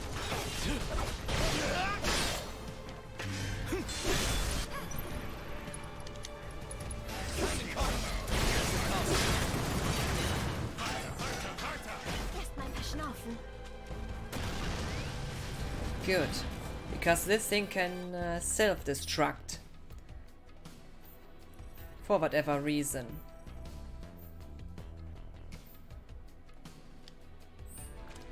So, this way it is.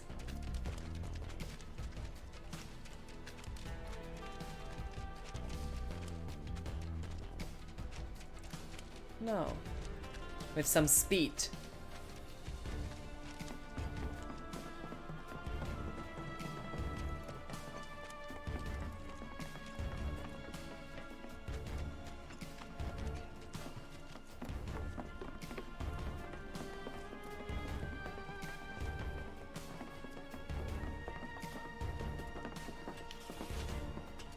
Räumen wir auf. So dabei.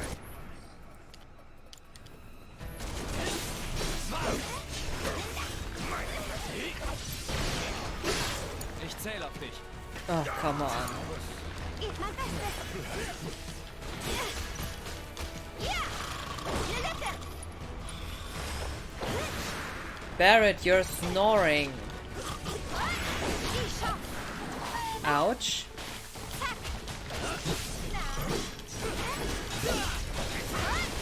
This is so funny, this happens the second time. In the original FF7, there's this small dialogue in Sector 7, where you can choose whether how you have slept, and one option is Barrett's snoring kept me up. This really fits. Wir schaffen das.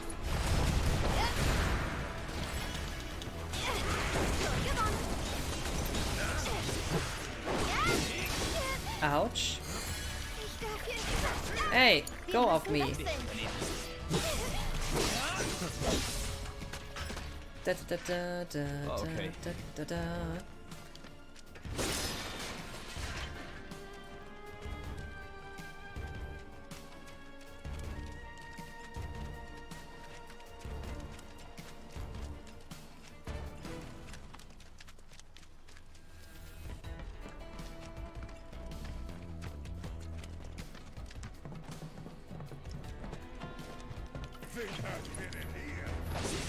Just some company.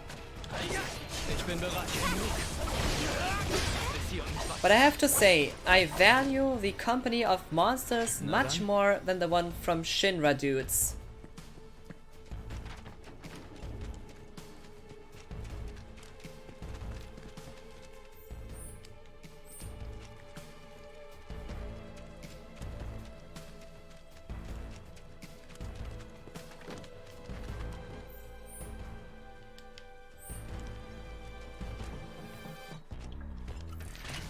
Wird nicht lange dauern.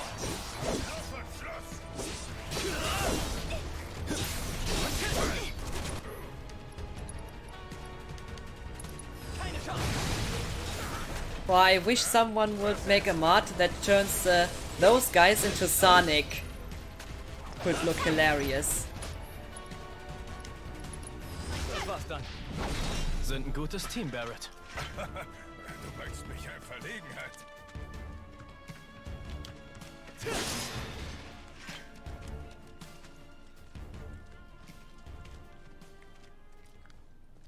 Oh Mann! Ich bin so Oh bescheuert! no. Johnny, du bist ein Vollidiot! At least here At least he's accepting, he's agreeing to this too.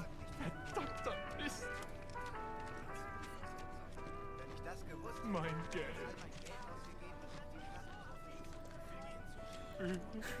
Descendant of Shinobi.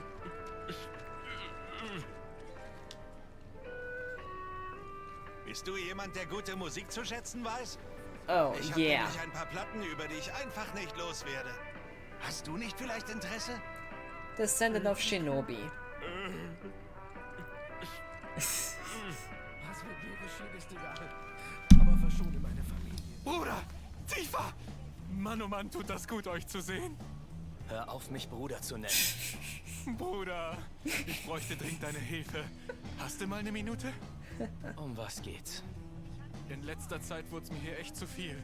Ich hatte schon meine Sachen gepackt und war drauf und dran abzuhauen. Als mir plötzlich mein ganzes Geld aus der Tasche gezogen wurde. Was habe ich auch für ein Pech? Warum immer ich? Ich bin ihr nachgelaufen, aber die war so schnell. Ohne Geld komme ich jedoch nie weg. Bitte hilf mir, Bruder. Bitte, bitte. Der Täter war eine Sie? Danke, Bruder. Ja, eine junge Frau. Sie hatte schwarze Haare, ganz hübsch eigentlich. Und ich glaube, sie hatte einen Hut auf. Und ja, genau. Sie hatte gestreifte Socken an. Kiri? Wo ist sie hin? In Richtung Kirche, glaube ich. Tomboy Bandit. Really? That's why I said, what a cheap wannabe Yuffie. You have literally Yuffie's theme that plays in the background while you're talking to Johnny about who stole his wallet. Sie hat so getan, als wäre sie verletzt, also bin ich zu ihr hin. Die Züge fahren schon wieder nicht. Not the brightest one, Johnny, eh? But still, I can laugh about him. Kate Sif's theme, aka Catchy. Ich habe eine Schwester. Papa ist total erschöpft. Hi, Kiri.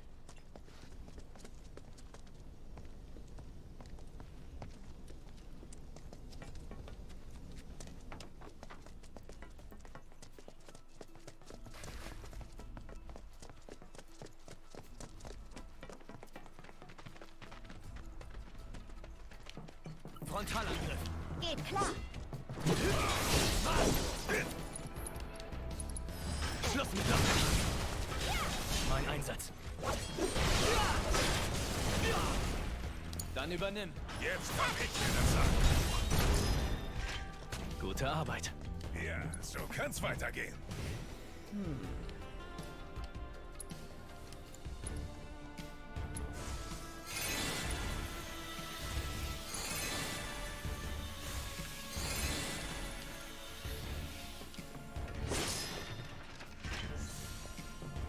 MP restored.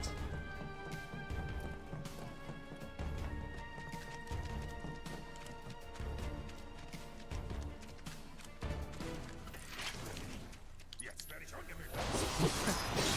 Erzähl mal was Neues.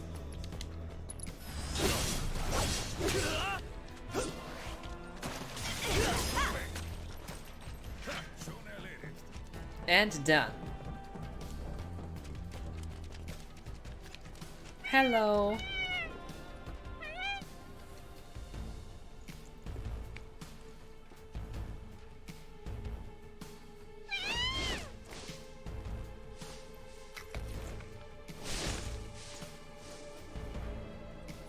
Sector 5 Slums Church.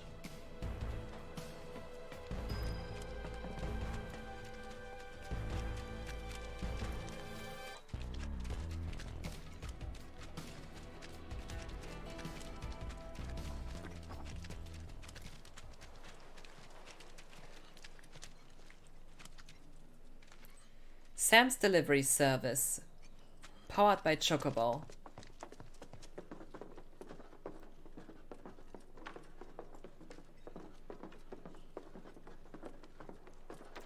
There's something of interest for me.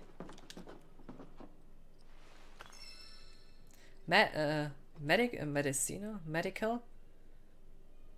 Medicinal. Medicine. Wie? Ich habe nichts getan. Das muss eine Verwechslung sein. Kiri. Hm. Kiri? Noch nie gehört. So ein schöner Name. Kann man glatt neidisch werden?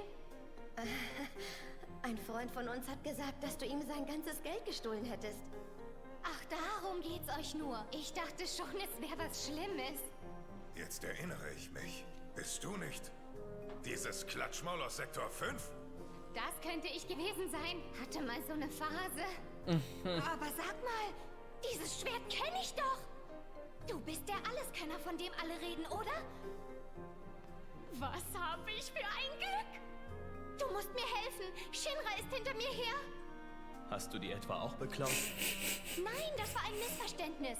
Ich konnte doch nicht ahnen, dass die von Shinra waren. Und ich habe doch eh nur diesen einen blöden Schlüssel mitgehen lassen.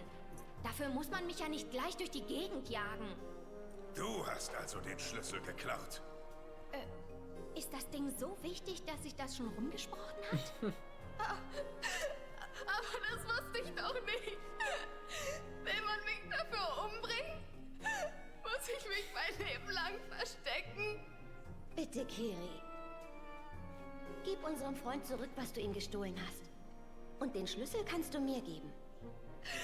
Vergiss es. Dann habt ihr, was ihr wollt und lasst mich allein. Wer soll mich denn dann beschützen? Um Shinra kümmern wir uns schon. Also gib uns den Schlüssel. Versprochen, ja?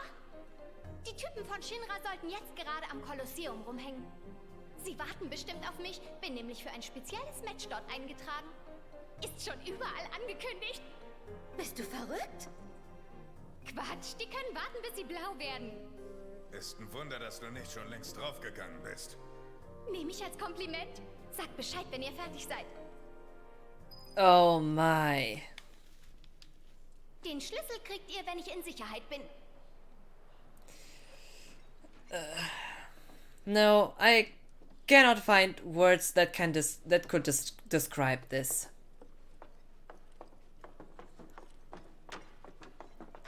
And it's not because I would be lacking the English skills to do that.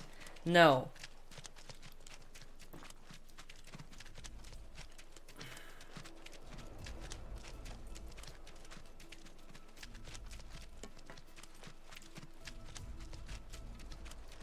Lästig. Ich bin bereit. Bis hier und nicht weiter. Ich zähle auf dich. Wurde schon ungeduldig. Schön gewonnen. My oh my. Oh, wait a second. I'm going the wrong way.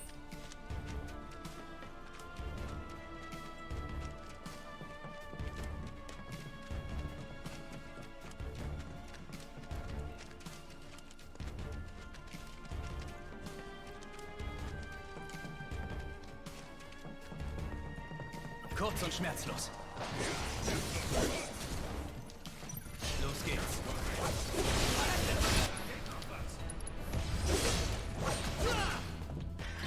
So darf's weitergehen. Finde ich auch. Too easy.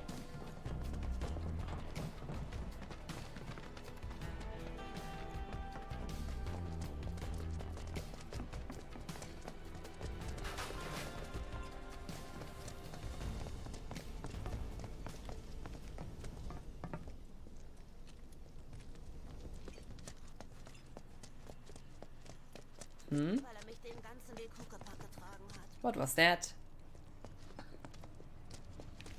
Oh.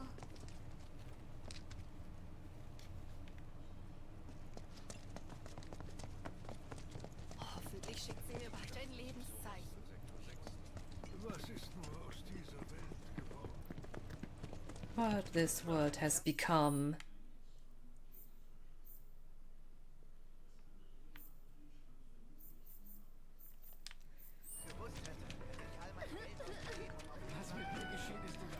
Maybe I should use collapsed expressway entrance.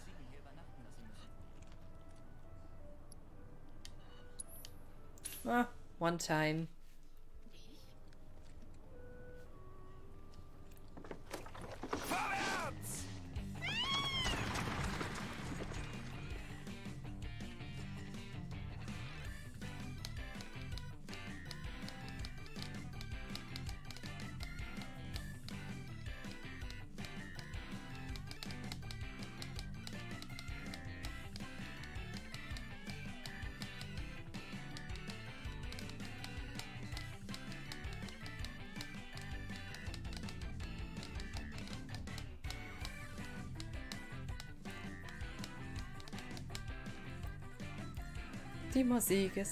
The music is just great.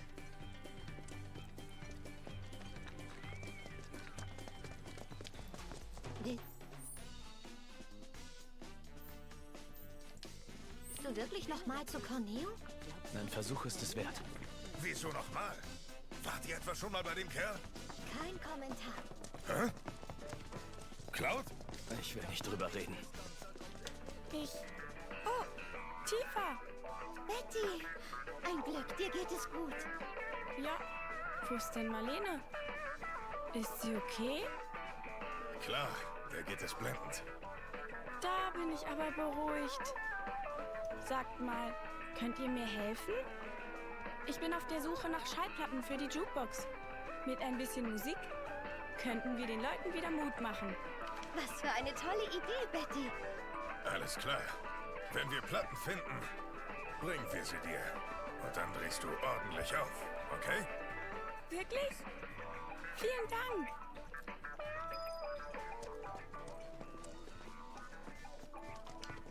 So viele junge Menschen.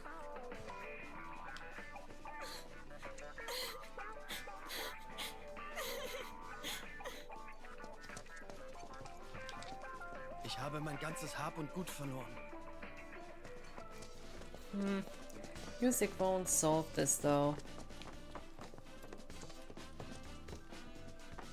Es haben wohl mehr überlebt, als ich gedacht hatte. Willkommen. Eine Pause gefällig? Yes. Herzlich willkommen.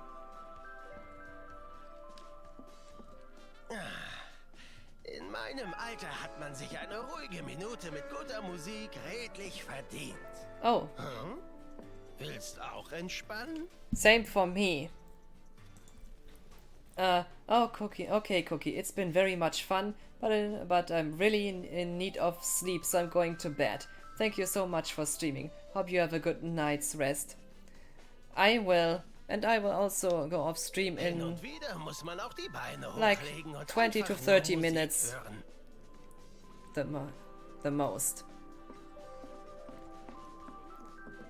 I just want to finish this fight in the Colosseum and then it's enough. Definitely enough for today. Listen von Shinra haben Corneos Villa bestimmt. Ihr habt richtig gehört. So, just this fight and then it's over. Wait a second. Mit dieser explosiven Überraschung im Haus wird sich jeder Dieb zweimal überlegen, ob er bei euch einbricht. Ah, Gummy! Night Cookie, I've been lurking. Love console. I love Gummy. Ah. Good night, Audie. Good night, Monster. See you all soon. Yeah. Good night, Audie. Hope to see you next time too. Ah, this music. Beeilung, nur noch wenige Stücke verfügbar. So. Aww. Thanks for the cookie, Gummy. Nighty Cookie, I've been lurking. So cookie.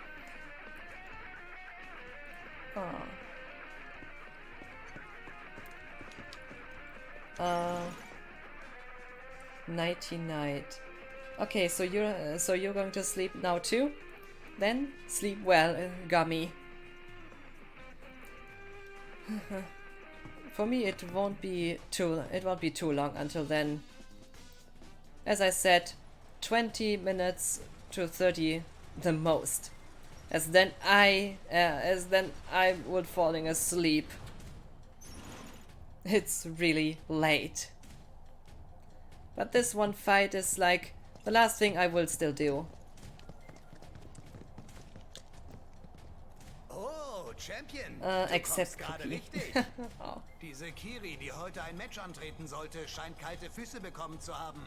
Wir warten schon seit Stunden und immer noch keine Spur. Wie wär's, Champ? Würdest du ihren Platz einnehmen? Yeah, the last thing to do today. Or tonight. Oho, ein Mann, ein Wort. Mit dir als Ersatzprogramm wird sich niemand beschweren.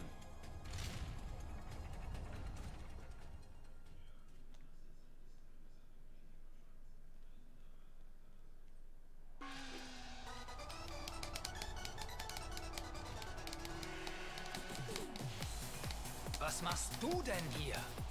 Wo hat sich Kiri versteckt? Diese verlogene Diebin. Das muss ein Handlanger von Shinra sein. Yes. Kiri ist verhindert. Wir sind das Ersatzprogramm. Dann mache ich halt euch fertig. Schließlich habe ich mit euch auch noch eine Rechnung offen. Böses Blut zwischen den Kontrahenten im Racheengel-Cup. Grunge Cup? Passt das nicht wie die Faust aufs Auge, werte Zuschauer? No. Angel Cup. Und ihr Kampf beginnt jetzt! Actually, Angel of Revenge Cup. So, Tombai Bandit.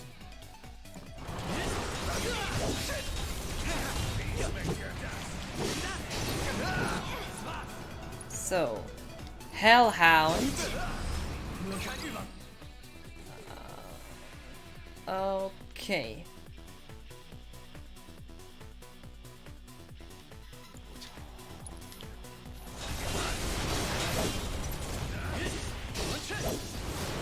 So, Tifa. Let him freeze. Oh.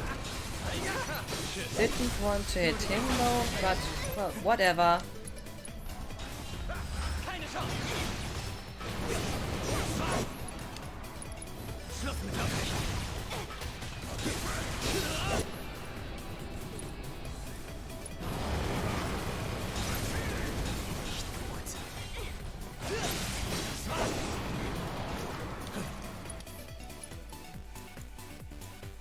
No, not so much.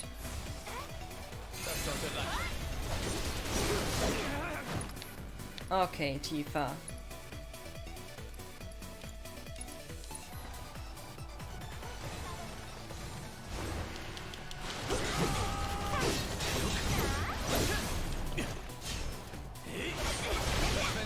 Nichts überstürzen. Ich übernehme.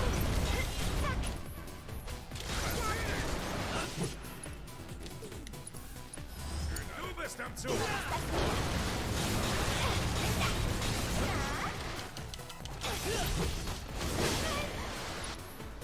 My God.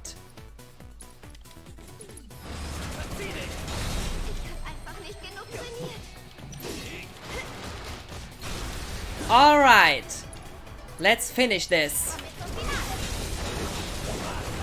Oh.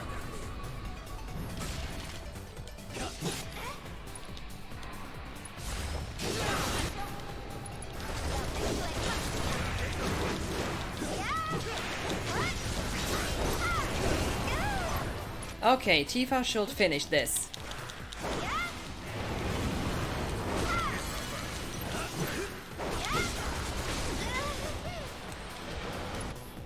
Okay, finish this. Oh. Now. Finish this.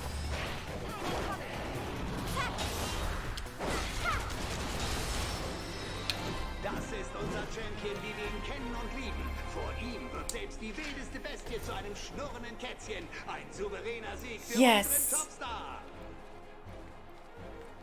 Ha! Bin nicht mal ins Schwitzen gekommen. Says the one with HP and critical health.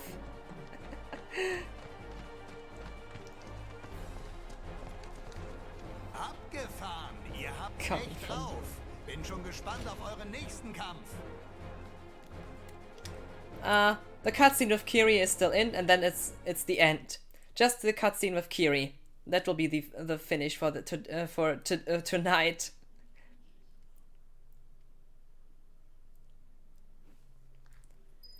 Because after this short cutscene, the stream will end. And my God, this was. Und wie war's? Es ist erledigt. Shinra wird dich nicht mehr verfolgen. Oh, echt? Oh, wunderbar, da bin ich aber froh. Hast du deine Lektion gelernt? Klar, immer vorher gucken, wen man bestiehlt. Das war sie auf keinen Fall. Gut, das wär's dann erstmal, oder? Ich müsste eben mal nach Hause, wenn ihr nichts dagegen habt. Stillgestanden. Oma, was machst du denn hier? Fräulein, du bringst mich noch ins Grab vor Sorge. Danke, dass ihr euch um sie gekümmert habt. Ihr seid verwandt? Hatte ich das nicht erwähnt? Dieser kleine Frechdachs ist meine Enkeltochter. Guck, wir haben die gleichen Augen. Komm, Kiri. Stell dich nicht so an und gib ihnen den Schlüssel. Na gut. Übrigens, darf ich eigentlich auch wissen, wozu der gut ist? No. Schnüffel nicht immer so rum, Kiri. Kehr erst mal vor deiner eigenen Tür, bevor du dich wieder in irgendwas verwickelst. Sei nicht so fies, Oma. So schlimm bin ich doch gar nicht. Sagt die alles klaut, was nicht festgenagelt ist. Selbst eine diebische Elster hat einen Ehrenkodex einzuhalten. Mach deinen Job gefälligst anständig. Sonst kannst du dir aus dem Kopf schlagen, der nächste Racheengel zu werden. Warte mal, du bist der Racheengel? Und du bist von Avalanche. Ich kann deine Unruhe spüren. So viel ist noch ungetan, nicht wahr? Mir geht es genauso. Ob Racheengel oder Avalanche, so verschieden sind wir nicht. Das sind nur unterschiedliche Namen für einen gemeinsamen Kampf. Jeder Mensch besitzt die Freiheit zu wählen, wer er sein will. Oder?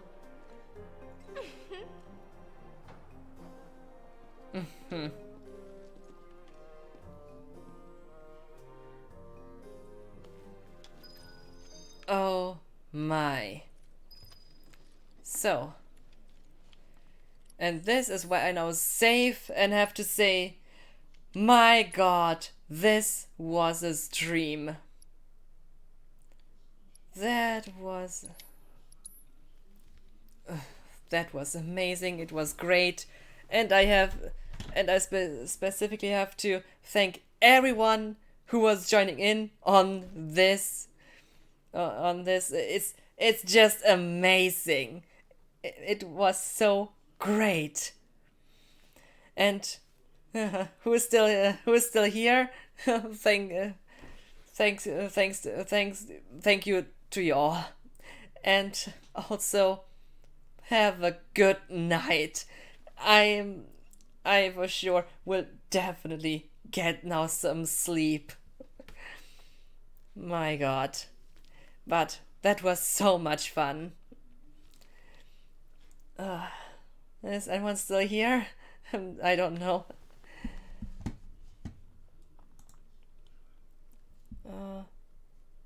So let's see. Konso still here. Oh my. So to everyone, have a good night, and again, thank you for joining in on this amazing stream. So much to laugh, so much fun, and so much to talk. Then, sleep well, and until next time, bye.